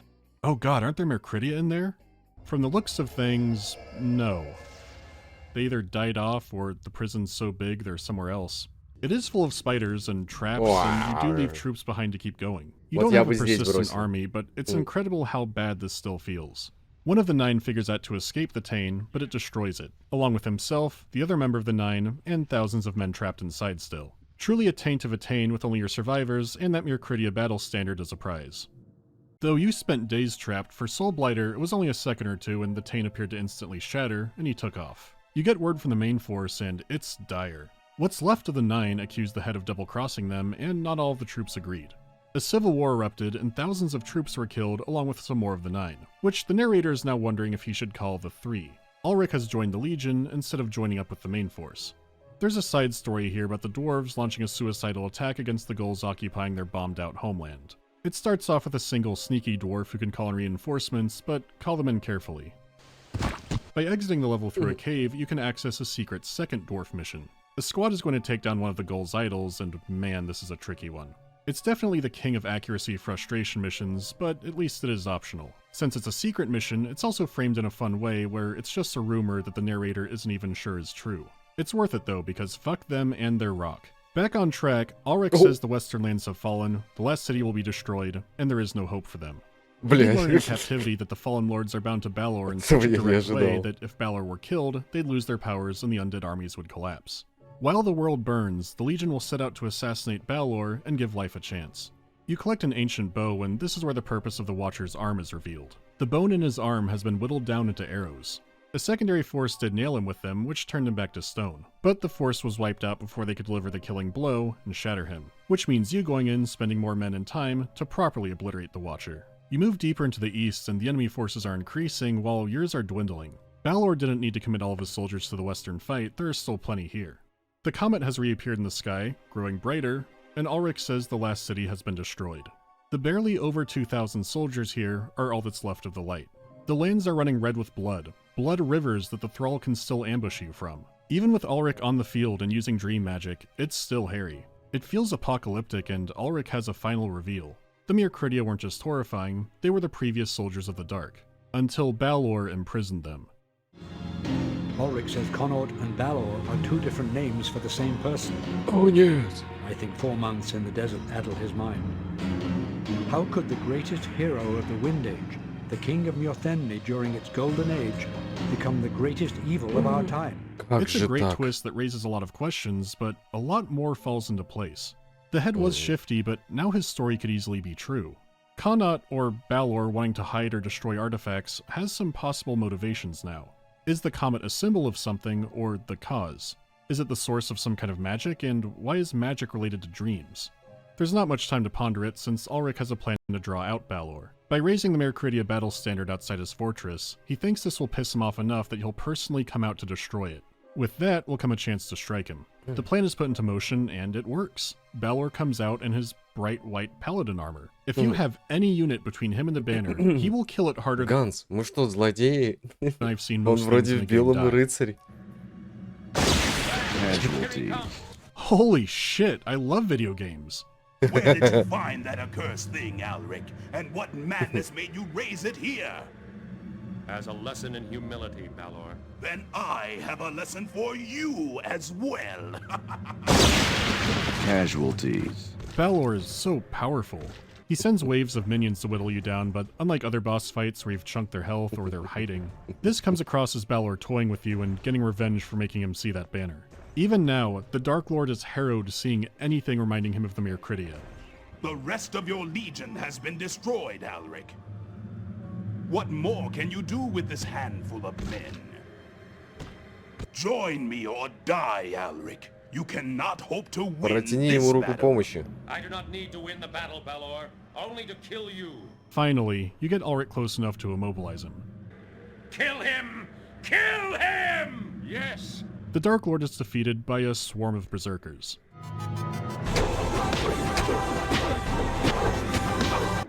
Это из Берсерка играла сейчас? I'd say he's Я pretty подумал, dead. что хорошо бы... Balor has been killed before, Pretty dead. Ulrich told us after we raised the Mercuridian standard. And each time it has only made him more powerful.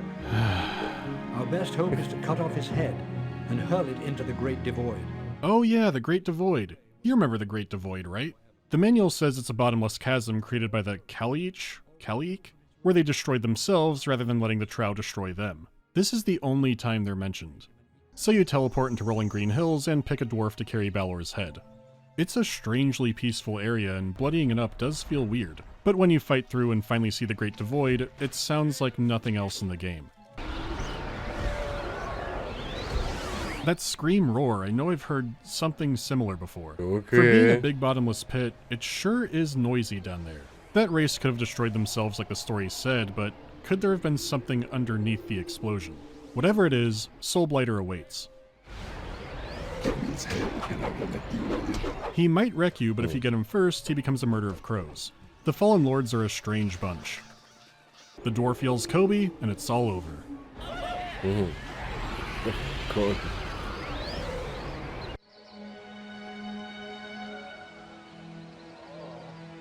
Ну, вроде спасли этот мир, почему? Стоны.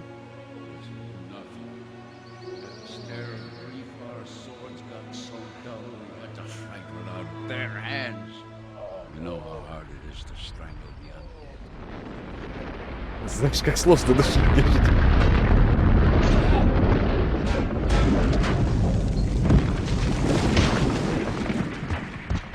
Бля, ты чувак руку The Fallen are потерял. defeated, and maybe a lot of people just exploded.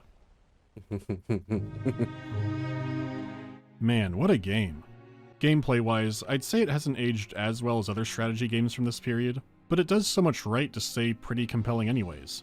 The ending does leave a lot of mysteries open, but it's still a satisfying conclusion to the war. The Dark were defeated at the cost of near everything, with less than 30 survivors in the Legion.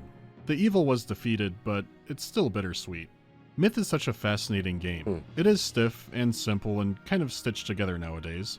There's still a somewhat active multiplayer community, but more the kind of thing organized on Discord and mainly using Myth 2. It's good the sequel only came out about a year later because a lot was left unanswered, and some are addressed in the sequel. How is Connaught now Balor? How did he go from destroying the Dark to leading it? Who or what is the head? What is the significance of the comet? Why is Balor utterly destroyed by chucking his head into a big hole that's emanating eldritch noises? Is Bigfoot or the Iowa Stickman down there? Well, it's difficult to say. This isn't the kind of thing I want to lose my mind over, this is still just an overview. But we'll see where the pathways lead us in Myth 2. Casualty. It'll be familiar.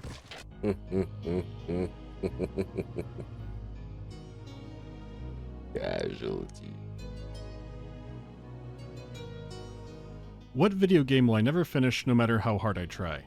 I still have not properly beaten a Borderlands game, and I don't think it's gonna happen. What's a low expectation game that still disappointed me? Thief 4. Are there many games I can't stand? Too many games do have crafting tacked on nowadays, but there's nothing that just melts me. Did I see the Callisto Protocol DLC ending? I played it, and it's like playing the result of a long-running backroom fight. I could not believe what I was seeing, but it feels too short to elaborate on. Thoughts on GURPS? I really like GURPS. It's just, you know how most games have a session for character creation? GURPS can have 3 sessions for character creation. Or I've seen more. It's great when you're playing it, but when you get started and that one guy pulls out all the books, it's all over. Most forgettable video game I somehow remember. Rage? Who would win in a 3-way deathmatch between Briggs, McCoy, or Halligan? McCoy does have a gun, but he's not supposed to shoot people, but he might think Halligan is a replicant. I still want to say Halligan because his camo of dumb and innocence protects him.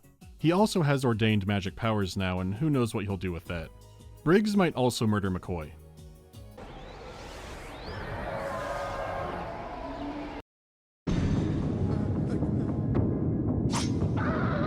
Есть перцы все-таки. Ну, я должно быть. Просто можно было что-нибудь посигнатурнее.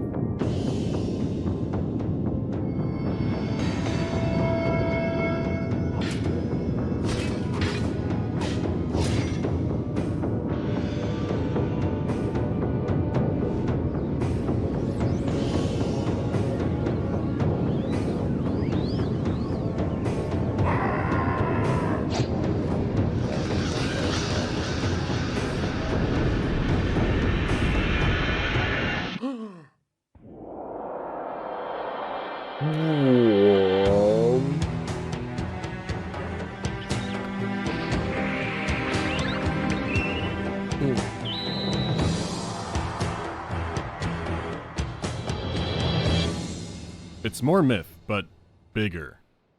To get the hard stuff out of the way, this game is much easier to set up than the Fallen Lords. You just install Myth 2, and then Project Magma over that.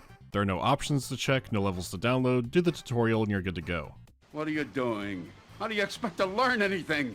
This is handy since 1 was a trial to set up, including one absolutely bizarre issue. You may have noticed on some, but not all missions, the Berserkers are bigger than they should be, and it only happened while the TFL gameplay option was enabled. Did I have a weird plugin? Was there some kind of engine scaling issue? No, it turns out that someone out there really, really likes the Zerkers.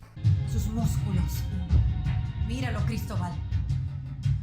And there are now clients floating around that make them bigger if TFL is enabled. Some fan groups even had this version as their default for years unnoticed. They are supposed to be big boys, but the ride never ends trying to play this thing. You can get it to run and find out a few missions in, you have the Gachi Muchi fan edition. Anyhow, you've already gotten the recap of the Fallen Lords. Balor was defeated and his head tossed into the Great Devoid. Or golfed into it. The manual prologue isn't too necessary this time around, since the game itself will tell you what you need to know. A 10-year-old child is talking about the end of the Great War 60 years ago. Balor may have been killed, but no one is sure what happened to Soulblighter. By most accounts, he escaped in a murder of crows and hasn't been seen since. Until the child starts seeing crows, and then Soulblighter himself, who plucks out his eyeballs. The intro also shows Ulrich, who is now king, having nightmares about the war before also encountering a crow. From the title, you probably guessed he would be back. But it's more a question of how and why. After all, the Fallen Lords were defeated, and Balor, the source of their power, was completely destroyed. Is this old-fashioned revenge, or is there something greater at play? Ulrich did go from being wizard to decapitated to king, so your mastery of dream magic in this setting gives you lots of career and retirement options.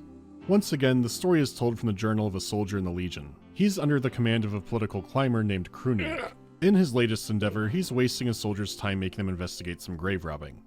The town is under attack! Run for your lives! Oh, so undead attack the town, and the soldier's time is about to get a lot more interesting. Things are going to be a little different this time around, so let's start with the graphics.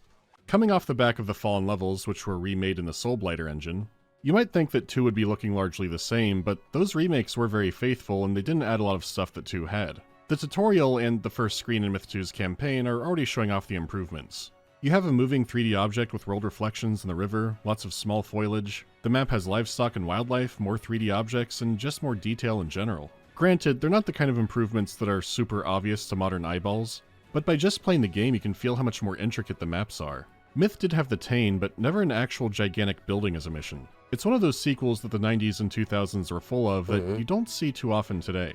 The budgets and teams are smaller, production hasn't ballooned to an insane degree. They're no longer struggling with what the first game is going to be, so now the sequel has a lot of mechanical improvements. For Myth's visuals, this meant a better detailed world and a better variety of environments. All the story elements have also gotten a big facelift. For example, in the briefings, instead of just a map of what's happening, the game now cycles through multiple pieces of artwork. This might not sound like a big deal, but it's timed with the already incredible music and narration. It brings the scenes even more to life having these visuals. They're an actual extra little window into the setting. Speaking of scenes, the videos that Myth 1 had were technically impressive, though currently you are stuck with the interlaced endgame ones, if those even play, or the washed out, over-brightened remaster attempt for QuickTime. The original materials could be on a computer somewhere, but so far they haven't been found. That's not the case for the second game, and the cutscenes look awesome. Not just viewing quality-wise, but the art style is a huge improvement. I mean, just compare how Soulblighter looks across the versions.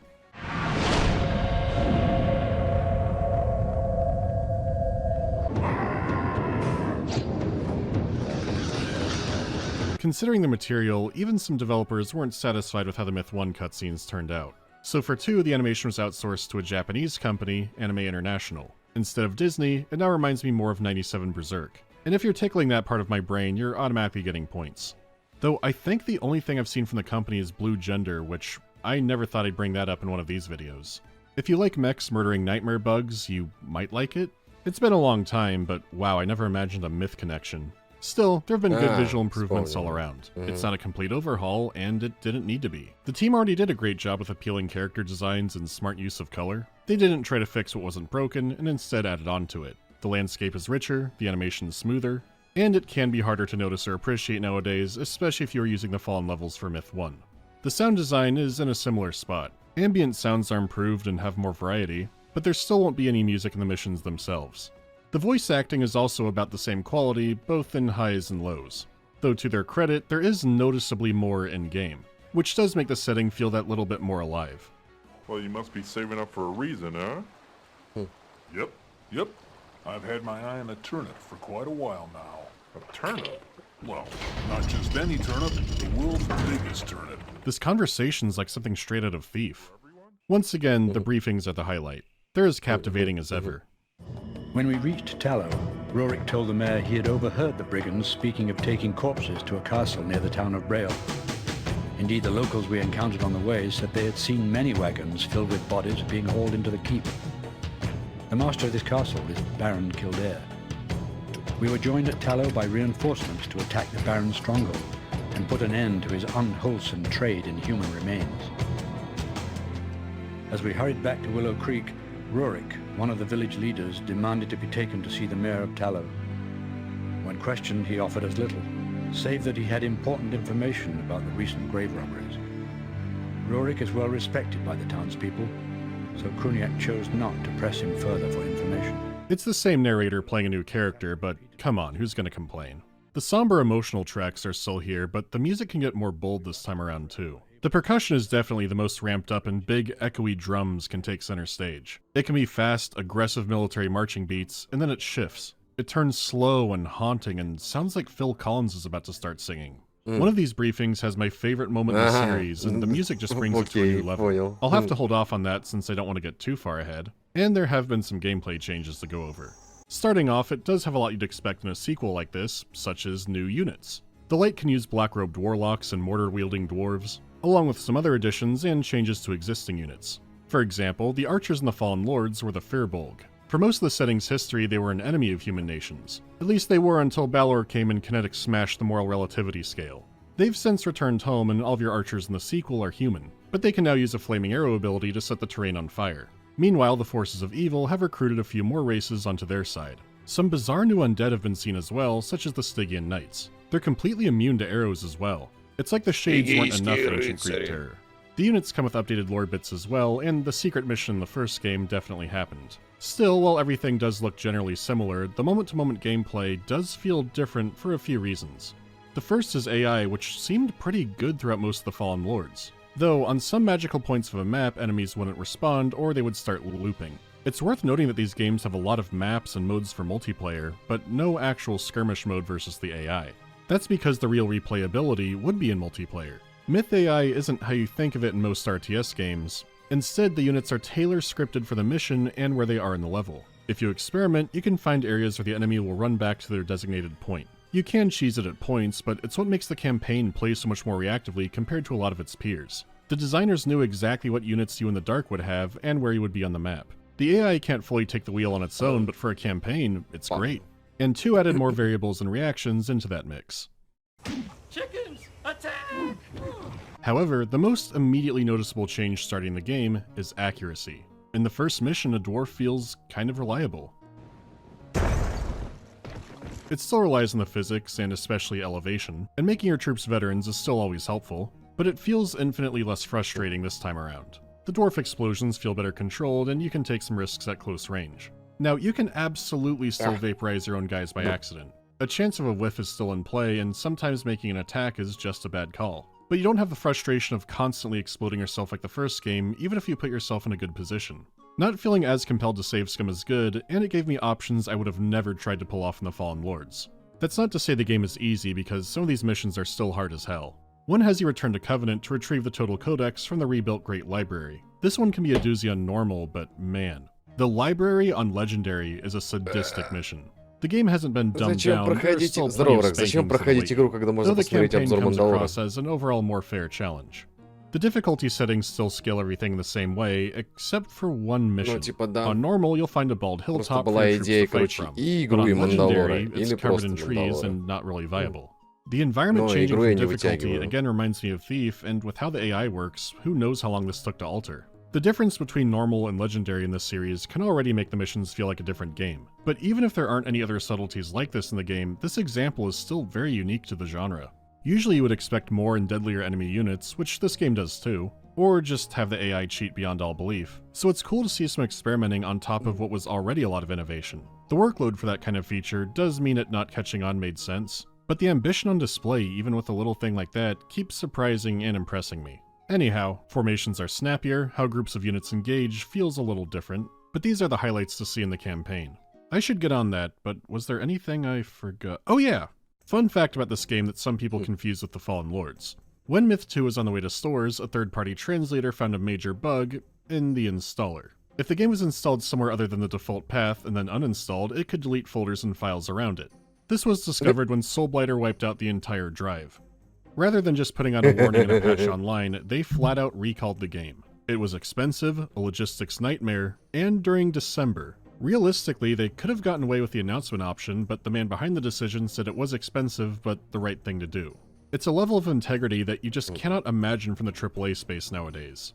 If someone now asked their boss to delay a game due to a major but niche issue with the uninstaller, they'd probably try to fax that employee a low-tier god gift since they're not quite sure how their own cell phone works. There's a good chunk of people who thought that story was about the first game, but no, it's Soulblighter. Speaking of, I'm getting into the campaign now, so spoilers from here on out. See, a town being attacked by the undead is alarming, but not catastrophic. There were other necromancers in the setting's history, like the Watcher. Valor was just on another level of the practice. Kruniak's investigating also reveals that some local bandits have been taking villagers away to a nearby graveyard. It could all be the work of a minor second session D&D boss. The area can be ominous, but there's no sign of any warlord. Only some prisoners. But even after clearing the graveyard, the attacks are still coming. So one of the villagers leads you to the nearby town of Tallow to consult their mayor. If the villager doesn't make it, you'll be even more reminded of the 90s. Rorik's been killed. You bastards! Also odd is that if you go out of your way to kill some frogs, you'll unlock a secret mission, but unlike the one in the Fallen Lords, this one is a straight up joke. It's a deer hunting mission with actually sound hunting advice. It doesn't help too much in game since the blunderbusses have some kind of anti-tank caliber, and the deer are incredibly aggressive. They're everywhere! It is a tricky one, but we need to move on. Casualties. After consulting the mayor, it's revealed that many corpses being robbed were being taken to a nearby castle ruled by a baron. Our soldier narrator is relieved, since attacking the keep directly means likely avoiding most of the undead.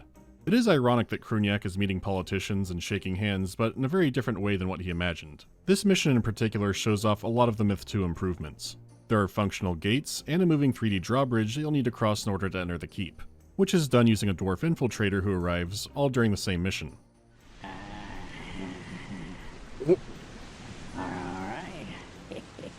You're using the enhanced terrain features, you're encountering the new units. It may look similar, but the gameplay improvements are really noticeable. Though compared to the Fallen Lords at this point, the story isn't drawing me in as much. Which could be a consequence of calling the game Soulblighter and having him in the manual. Investigating where the undead are coming from isn't too compelling when you know that Soulblighter is somehow behind it. The keep is stormed, and the soldiers gaining new respect for Kruniak. Until he begins to strangle one of the prisoners to the brink of death. But this turns out to not be from rage, it shakes the prisoner out of some kind of enchantment. It's possible the Baron is bewitched too, but we don't have time to reason with him, we'll have to use sword logic. The prisoner reveals his escape routes, and now they're no good. The keep is won, right as messengers arrive to say that every town outside of it has been completely destroyed. Every village you've helped so far has been wiped off the earth by an ocean of undead. All that Kruniak can do is order the keep destroyed to avoid capture, and then sound a general retreat. It's clear the Baron was only one of many suppliers of undead, and he might not have been doing it willingly. With those numbers, it's obvious the Dark are back. Kruniak is dead. Our Sergeant Garrick says he saw the commander and half of the color guard running like hell back through the lines, ordering a general retreat. When Garrick caught up with him, Kruniak collapsed. He had been holding his guts in with his shield. Kruniak's last words were of the bravery of the color guard, who had given their lives trying to save him, even as Soulblighter had delivered the killing blow. Soulblighter. It is in that System Shock 2 wheelhouse where I wish the aspects around the game weren't undercutting some of its reveals. It doesn't stop the death of Kruniak from being sad and also very human. The narrator had him written off as just being a career guy, but in a time of crisis he rose to the challenge and continued until he died heroically. His last words were passing on how brave the other men had been. He wasn't a chosen one or someone who rose up to become a powerful legendary figure, he was just some guy. It's a kind of understated heroism that's more true to real life. Heroes are generally made in moments and not born as them. It's a kind of grounding that fantasy stories especially can have trouble keeping. Kruniak is dead by Soulblighter's hands, but he had a familiar journal among his belongings, which the narrator reads up on. With King Ulrich being the only surviving member of the Nine, he's all you can run off to in the city of Madrigal. Ulrich believes that Soulblighter's seeking out the Summoner, which the old narrator briefly learned about in the first game. He's the one that the Total Codex prophesized would bring back the Mircridia. The Mircridia? Oh fuck. I mean, Balor was Live Leak Sauron, and even he hated thinking about them. Soulblighter wouldn't dream of trying this if he was still alive. What is the plan here? Is he stupid? Well, the 7th Legion is sent to the library to check out the Total Codex and slow down Soulblighter's progress, with all the joy that comes with that. Weeks pass and Soulblighter has ravaged hundreds of miles, destroying several major cities. Ulrich and the Legion receive a message from a survivor whose eyes were gouged out by a withering, grotesque woman. She said to him, "Tell Ulrich his nightmare has just begun." Disturbed, he sends the Legion north to recruit while he hangs back in Madrigal to make sure everyone evacuates safely. This plan gets one hell of a complication. Ooh. Casualties. Casualty. A swarm of creatures is attacking the capital, and they are absolute monsters in melee. Even if you're trying to play carefully, and with Ulrich's dream magic, their sheer brutality will rip your forces apart if you make a mistake. Plus, you know how Myth is. It's a vicious fight, and Ulrich and the survivors barely escape into the harbor. Then out comes the woman. It's Shiver. Didn't she die in that duel? Yeah. Well, the exact wording was, "she fell," but regardless, death only seems to be a temporary setback for users of advanced dream magic. When the dead speak, you should listen. Except that Ulrich thinks whatever trick the head told the 9 before to defeat her won't work again. The head hasn't been seen since the end of the Great War anyways, and who knows what he's up to. Our deepest fears have been realized. Soulblighter has found the Summoner, and through him has unleashed the Mircridia on the world. The Mircridia are officially back. Wait, these are the Mircridia? They're ferocious, but they're just big bat people.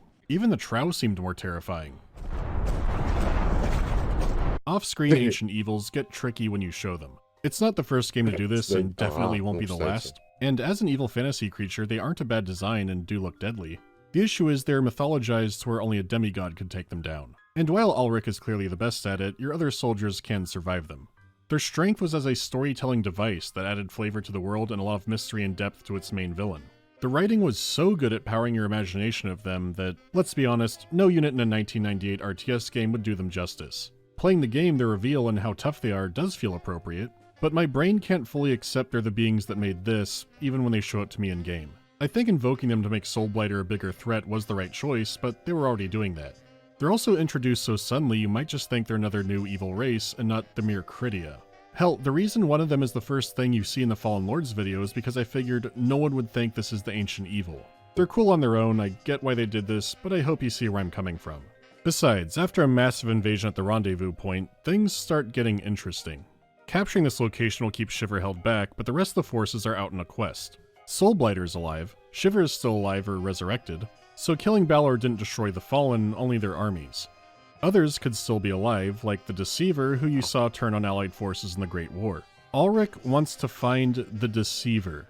Maybe he'll hate Shiver and Soulblighter more than us and we can recruit him. Recruit the Deceiver. He makes the snake from Stronghold seem subtle. Trust me.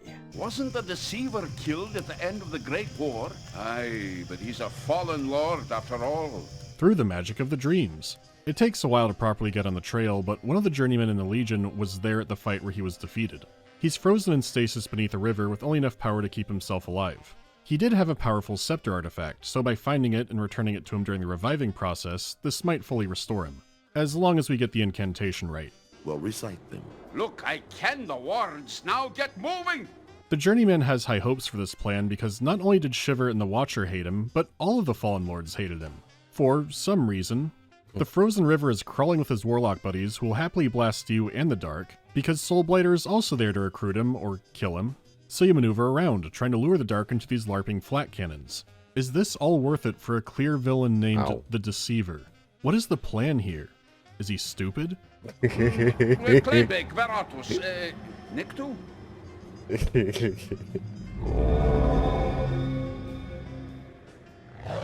You so stupid.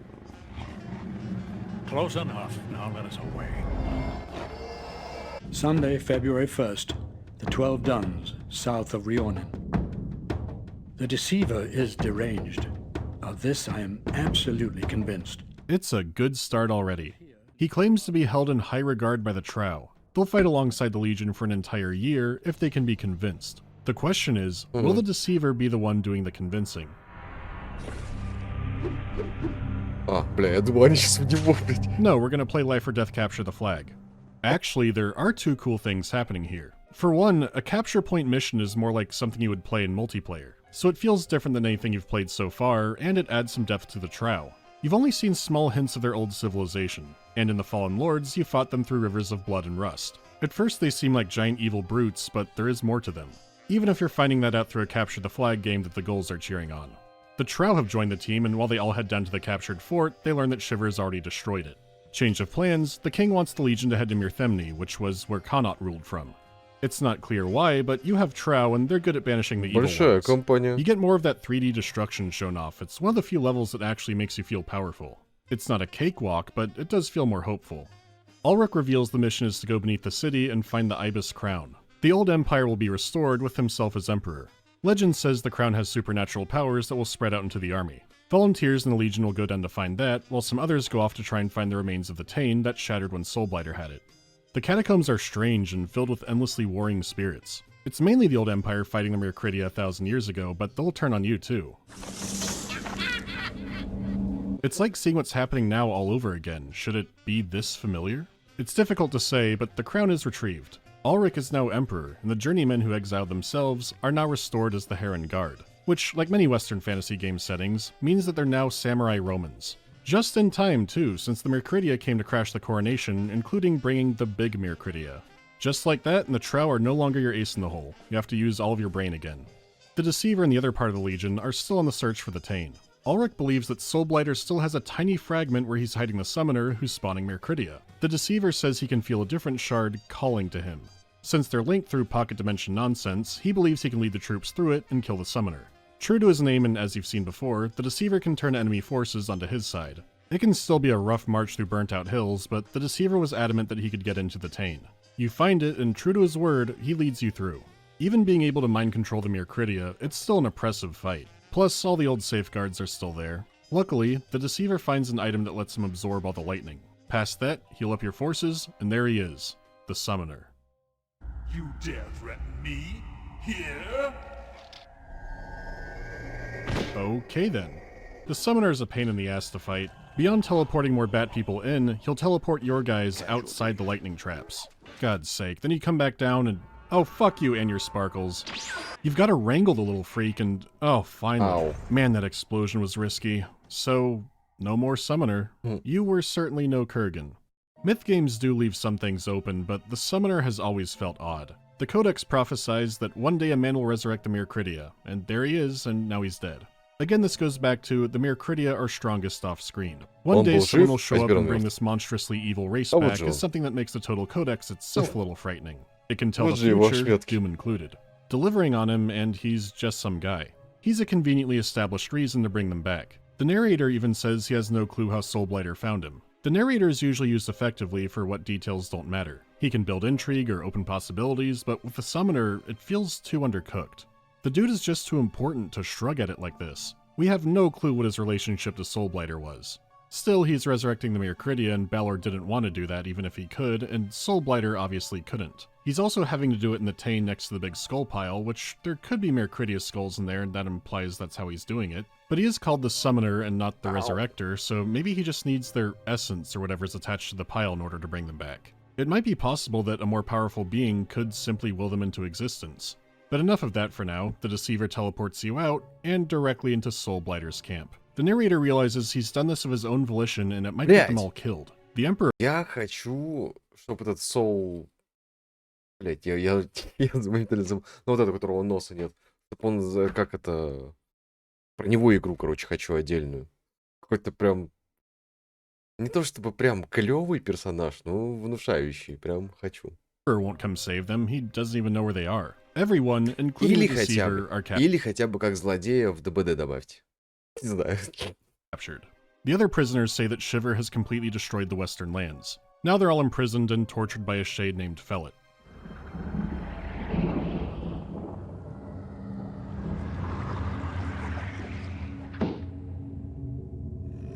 В МК, да, кстати, в МК. Or the Deceiver mind-controlled him in the chaos. It's a massive prison break, with the prisoners having to help out each other and then free the deceiver who has his own special containment chamber. By now you should understand no whack-ass crystal prison can hold this man. But this group can't take Soulblighter in combat. And by what clever ruse will you defeat Soulblighter. me, Mildred? Will you hide in my chamber pot? Take this! Получай, Oh, that item actually absorbed the lightning. Yeah, later. I have always wanted one of these. From here you can exit to a secret mission, but my actual favorite moment in the game is the next actual one, so let's just go to that. This one's still fun and an actual secret level like the first game, and not the deer hunting, which is, also funny. The Deceiver has taken one of the crows from Soulblighter's murder form. Without it, Soulblighter can't transform into the birds again. They're now off to regroup with the main force, which is fighting Shiver downstream of a river and a dam. If it's destroyed, Ulrich and most of his forces will be completely wiped out. The Deceiver has gone through some shit to get to this point, and now it's time to make his move. If the dam were destroyed, the resulting deluge would kill everything in its path for miles. Upon hearing this, the Deceiver shook his head, his face twisting in anger. He moved slowly through the crowd, commanding all those present to defend the dam, insisting that he would punish those who allowed it to fall. Without another word, he headed downstream. I asked one of the black robes why the Deceiver had not stayed to help us, and he tersely replied, "He goes to warn the Emperor, moving through odd angles faster than any man, and if unobserved, much faster than that." Not only does he not betray you, but it's not out of spite for the Fallen, he goes to warn Ulrich. The Deceiver was actually ride or die the whole game. Who would expect that from someone so comically evil looking called the Deceiver? Well, you know what they say about looks, and the man truly lived up to his name. It's also a nice callback to Kruniak and the Trow. The game keeps up with this theme of there's more to people than you think. We did have that with Balor, but this time around we're seeing more heroic figures. Это как это... I just love everything about this. Не знаю, как это... Этимология слова в наше время. Это как заклинатель. Он как бы заклятие накладывает. Вряд ли мужик хороший. Но есть заклинатели хорошие. Scene, the narration, the music. The Deceiver is still drawn as a deranged man. It's like a dark fantasy version of the Grinch, but his heart was big the whole time. His motivation is never elaborated on, and this is one of the moments where that really works. Maybe he was trying to sabotage the Fallen all the way back in the first game. Maybe being rescued and being shown loyalty made him turn around. Whatever the reason, the approaches he takes are colorful, but he's still a force for good. To emphasize that, the dam is saved, but Shiver is still out there, and the Deceiver starts screaming for her blood. For hours on end. So the Emperor gives him a squad of 5 volunteers to try and kill her. If it isn't Ulrich's lapdog, will you bow to anyone who claims the throne of the Cathbruig? The path to retribution does make for strange bedfellows. Would you not agree, Ravana? Okay, there still is a lot of spite in there, but I still like the guy. The years have not been kind, have they, fair Ravana? I've said this before, Mildred, and now that mouth of yours is finally going to get you killed. Do you mean to challenge me? You? A lowly camp follower in Damas's vanquished army? Fellet, teach this cur a lesson. Fellet? Oh, this is where he went. Fool! Why do you hesitate? Well, Fellet? Yes, my master. What? Oh!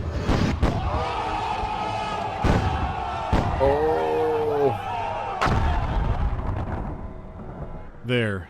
Now she's dead. Casualty.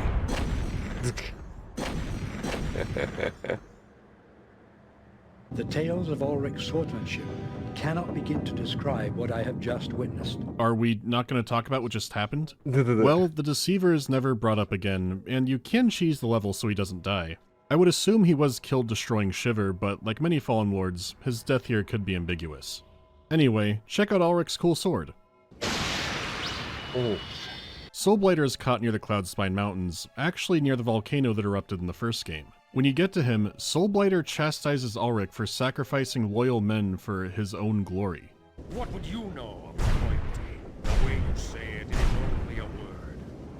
You will never succeed. You will never stop me. The final confrontation is going to be inside the volcano. He looks the way he does because he performed some kind of dark ritual on himself long ago, which gives him outstanding fortitude. The passive heat of the volcano won't kill him, and he's planning to try and detonate the entire mountain range. If he's not stopped here, he'll rule over a world of the dead. It is a tough mission. There are plenty of thralls and Mircridia and shadow demons, but the nitty-gritty of the final confrontation is in a dream duel, so you don't really get to see that. I have killed the whole world! You are mistaken, Soul Blighter. You have only killed yourself. You cover him while he hacks his brain, and that's the campaign.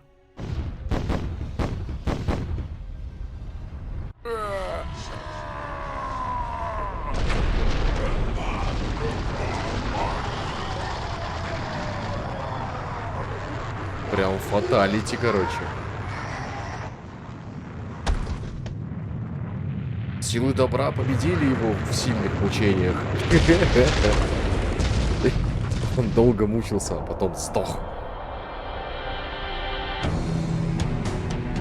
That's a high mark for a final cutscene, but there are so many questions piled on.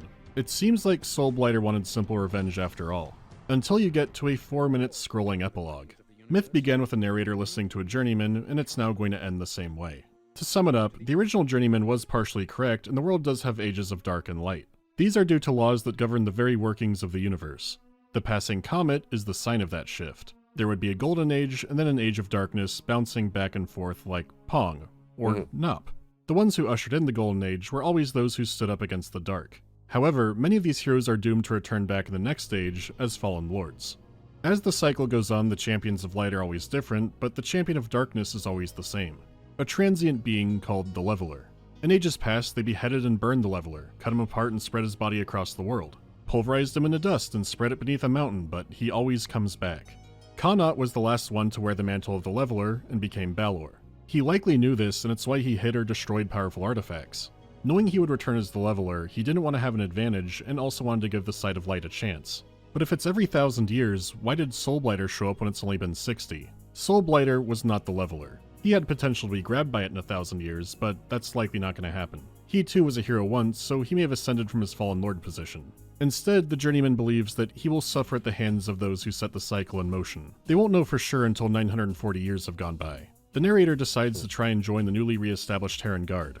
Maybe he'll live to see it. Though in all likelihood, Ulrich is well positioned to be the next Leveler. Okay, this is some Hasbro clue shit right here, so let's break it down. What the comet could be is unclear, but there could be a call forward in Marathon too.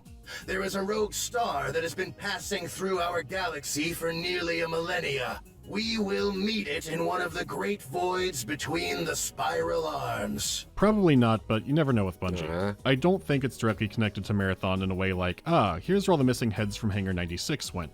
I don't think it's a metaphor retelling or some planet in the Marathon galaxy. It's not as intertwined as Pathways, but there are similar themes and one big direct connection. Marathon Infinity was a closed story. A beautiful ending about a character in a video game understanding his limits and telling you to go out and do anything. Additions in the setting of Marathon would almost have to be a spin-off. Besides, Myth is already so interesting on its own. It's already been using lots of names and concepts from Celtic folklore, and sometimes it is just window dressing. I laughed at this comment saying the American equivalent was, the devil was imprisoned in a legendary stone called the Huckleberry Finn by the great hero Wyoming. But even concepts like the cycle are drawing from some deeper mythos. Hell, bringing up Halloween 3 could be relevant. Glenn Cook's Black Company Chronicles was also a huge influence. Very different worlds, but concepts like the storytelling and the Fallen Lords all have their basis over there. You see bits of it in games like Tyranny as well. Still, that one Marathon connection is strong, so let's go back to that Fallen Lords question. Who exactly was the head? He did trick Ulrich into the desert looking for a near-invincible suit of armor. And while our cutscene image and angle of Balor isn't great, he could be the head. Maybe that's the armor? The issue with that is that Ulrich said he was interrogated by Balor, which, unless it means he had powerful dream nonsense, he would separate them out. They never talk to Balor like he's the head when they meet. Well, maybe he is still Balor, and throwing the head into the pit sends him back in time to set everything up, or... Nah, it's complicated. Besides, it said the Great Devoid would destroy him. He claimed to be one of Connaught's advisors, so the simplest answer is, he's a fallen lord. He was alive through strange magic, wreaked havoc in the light, and was clearly up to his own devices. That's dead on for every other one, they just didn't know what they found. Regardless, why does the Great Devoid destroy Balor? Just from the sounds coming out of it and what it does, we know it's not a simple hole in the ground. This is where the Marathon connection comes in, though arguably, you could say it started in Pathways into Darkness. The Work and Kakantar are eldritch beings, and they can't die, only be put to sleep. They can shape the land and create monsters, even unconsciously create lesser beings that are still powerful and can create monsters of their own. But that power waters down greatly compared to the creature itself. Sometimes they still lose and drift for millions or billions of years until they slam into a planet somewhere and get buried. Maybe another race uncovered it by mistake, or it shaped the ground above. Either way, it's likely the source to all magic in the setting. So how could I say that, but also that the story of Marathon doesn't matter much here? Put simply, it's just too big. Maybe the comet is something artificial it makes, it could be another one just spinning out somewhere in space. The point is, the world of myth is completely under its rules. Maybe throwing the head in the pit worked, or maybe the leveler will come back. It's not their choice. Without a doubt, Soulblighter was absolutely an evil villain. Throughout most of the game, he honestly doesn't seem too compelling. Then you realize when he's taunting Ulrich about sacrificing his loyal men for his own glory, he knows that Ulrich is the next leveler. He was Balor's right-hand man and possibly Connaught's before, so he knew about the cycle. He was trying to force it artificially, and when that didn't work, thought he should just destroy the surface. Soulblighter may have aspired to be the leveler, or he was trying to free the world in his own deranged way. It's ambiguous, but Myth 2 has more to its characters up to the very end, and that's the strength of the story. I definitely think The Fallen Lords was a tighter tale, and it felt compelling the whole campaign. The sequel feels like it has a good amount of tire spinning in comparison. Soulblighter himself doesn't seem too interesting until the very end of the game. However, it's still a story that delights in revealing that there's more to its characters. Some are just means to an end, but others that aren't directly elaborated on still have history and intrigue surrounding them. I mean, hell, it's a series where the forces of evil are called the Dark, but the setting and characters are so compelling that it doesn't matter. A major player in the fate of the world can just be a deadly brain. You could do side stories in this world too, and that was proven with Myth 2 Chimera. I think it's worth a brief look here. It takes place a decade after Myth 2, where a journeyman is having visions of a mysterious woman summoning undead. The balance of nature is being upset, an insect group called the Hive is being stirred up. It's a side adventure separate from what you've seen so far, so nothing I'll go over in detail. What I find a lot more interesting is how Chimera came to be. It was a campaign by fan map makers, and Bungie saw how well it was coming along, so stepped in to help make it official. Not just on the technical side or the business side, bundling and selling it with the other games, but employees were providing a lot of voice acting, like Joseph Staten and Martin O'Donnell as main characters. Fenris, is that you, old friend? Forebear. Martin, so you were the bear that smells который. like a man. My friends did not know what to make of you. Jason Jones, Alexander Seropian, and other familiar names and voices. Thank God it's you! The wasps! They're everywhere! It's neat to see Bungie could be involved with the community at that level. Your story and ideas look good, we'll help polish it up and make it canon. You can also tell from the design that this was spearheaded by fans. The levels can be incredible and really show what you can do inside of the engine, but they're also made to thwart myth players, like ambushes that are only triggered by certain kinds of units passing a point. It's a short but difficult campaign that honestly does have a lot of bullshit, yet that's still not a deal breaker because it has some of the most fun and engaging missions in the series, plus the new units, abilities, and additions that any expansion should have. The story is unessential, but if you like the gameplay, then it's worth a shot. Knowing what it is, I really enjoyed feeling the fun behind it. Unfortunately, this did not leave enough gold in the treasury to purchase scabbards. Mallory proposed a special dues collection to pay for the scabbards, seconded by Martin the Bard, but the motion was defeated. There's also Myth 3. It's a prequel, made by a different company, that went off in their own direction instead of Bungie's. So that was Soulblighter, and man, what a fantastic sequel. The gameplay improved or added on to what was great about the Fallen Lords, and they added lots of content for multiplayer like the map maker and all the new modes. The story kept up pace too, and Bungie had succeeded in making their big war game. The myth flame has been kept alive by incredibly talented and passionate fans over the years. Though as of the time of this video, I believe the rights are with Take-Two. There's been no word of any kind of official re-release, which is sad for a game that was and is still so loved.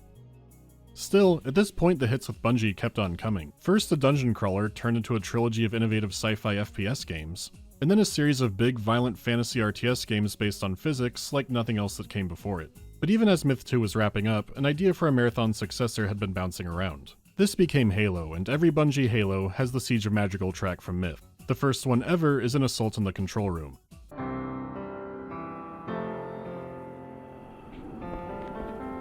You get an achievement called Debut of Madrigal for finding this, but you can get it earlier in the level, by riding the Pelican down a deep, dark pit that slowly fills with fog. I'm not sure why this is or why it's unmarked, but Halo is full of all kinds of mysteries like that. Security to the bridge. The Master Chief has gone rampant. Take him down, boys. Gone rampant, but I thought only... Oh, for Christ's sake, is Nop safe? It's actually just a ball, right? It doesn't mean any- Oh, God!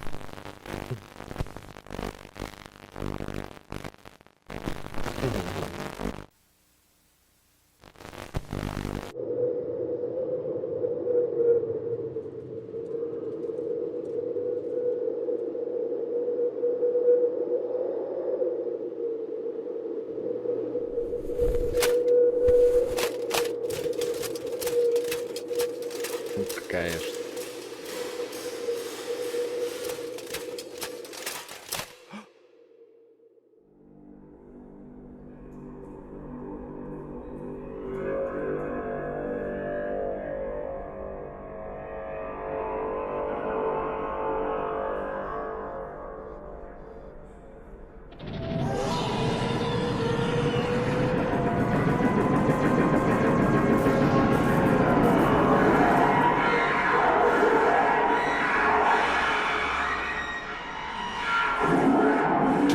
Прям в стиле Darkest Dungeon, кстати. Прикольно.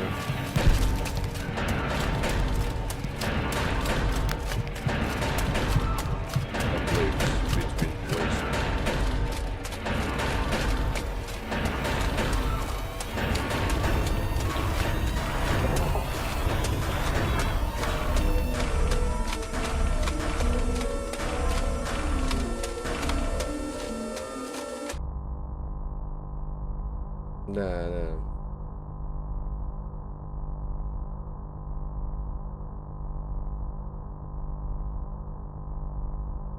Тупая головная боль. Блять, эти метафоры, конечно.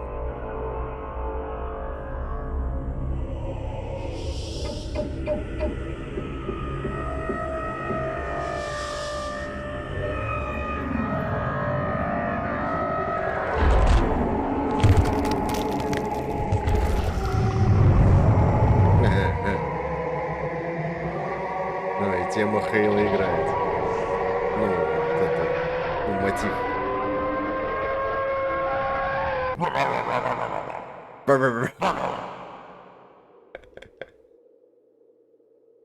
Hand over your pancreas. Give me your pancreas. Give me your pancreas. Hand over your pancreas. Give me your pancreas.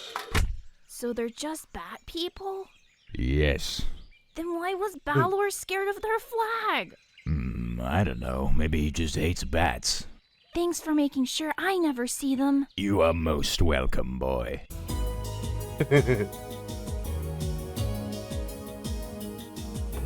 You are most welcome, boy.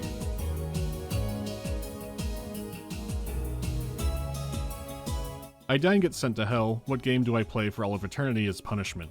Oh, League of Legends. What genre did I like more when I was younger, but not so much now? It's not that I disliked them, but I played so many platformers growing up. I know they still make pretty good ones now, and a few weeks ago I picked up Jak 2 just to play it a bit and then kept going for hours. I don't think they're bad, and they are fun when I pick them up, I just don't feel compelled to pick them up as often. Maybe I should give some more a shot. Will there be a big Bungie lore video? Well, thanks to the magic of live service games, I can't actually play all the Destiny stuff that came out. This would also mean me having to play a lot of Destiny. I don't know if I'm ready for that. Does playing through Myth and Marathon make me appreciate Halo more or less? I mean, now that it's all fresh in my head, definitely more. Like, playing Myth, you see the physics and how they script the AI, and that's going to be very instrumental in Halo. It's been fun playing them all like that spread out over a year because there are a lot of connections you notice that way. Beyond the story stuff, you get a better sense of what they enjoyed in their games, and it's neat to see. And then what? Turnip soup for everyone? No, you don't just eat the biggest turnip in the world. So do you make a wish on it? Эй. Что добавить? Да ничего, давай погуглим, что за... про которую ты... Где про рубль было? Ну, be a damn, Russian рубль.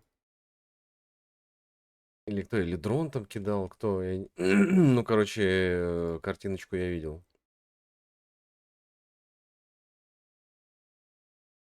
Ну чё, можно попробовать.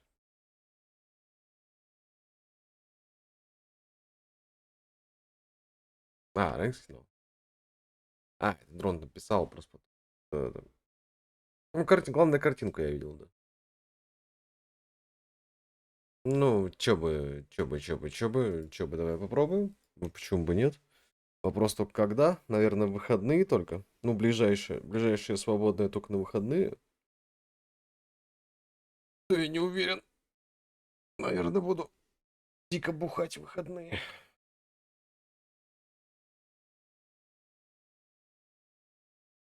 Сейчас. Ну, давай, да, ориентировочно на выходные. Ой, ой, ой.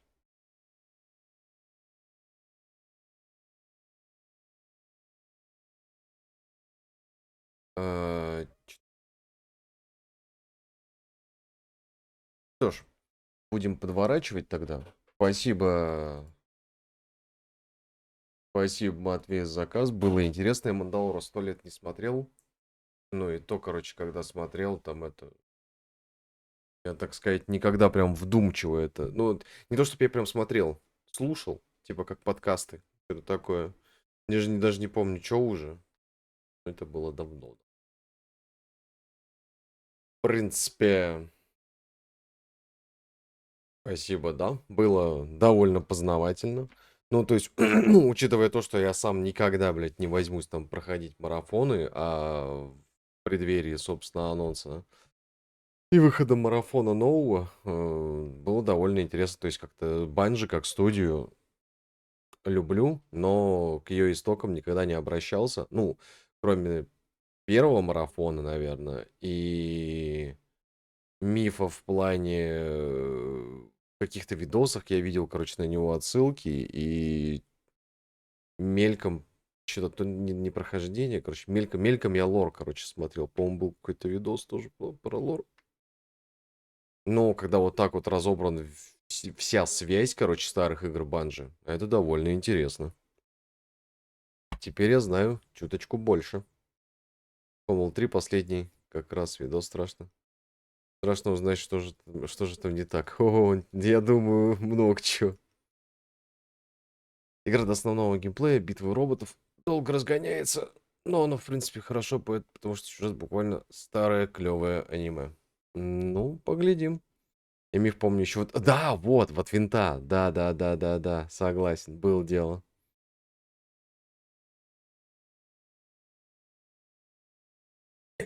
Помню, миф еще вот винта был, да. Или не помню, или не был. Вот. Что ж, пойду я чаю заварю. И с Ариафом в преддверии нового Мэд Макса пересмотрим «Дорогу ярости». Или «Хатса». Или спать вообще лягу. Не знаю.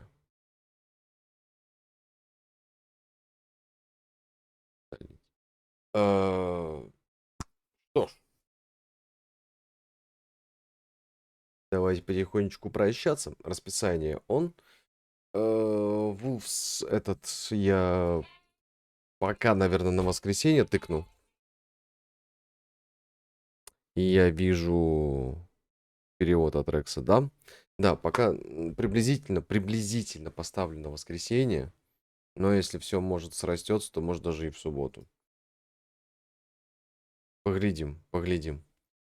Завтра Чародей, в четверг Амнезия, в пятницу все по 10. Ориентировочно на воскресенье, да. Wolves. Я запоминать. Wolfstride. Понял. Собственно, все. Зигзион. Мы с вами все такое. Грузите апельсины бочками.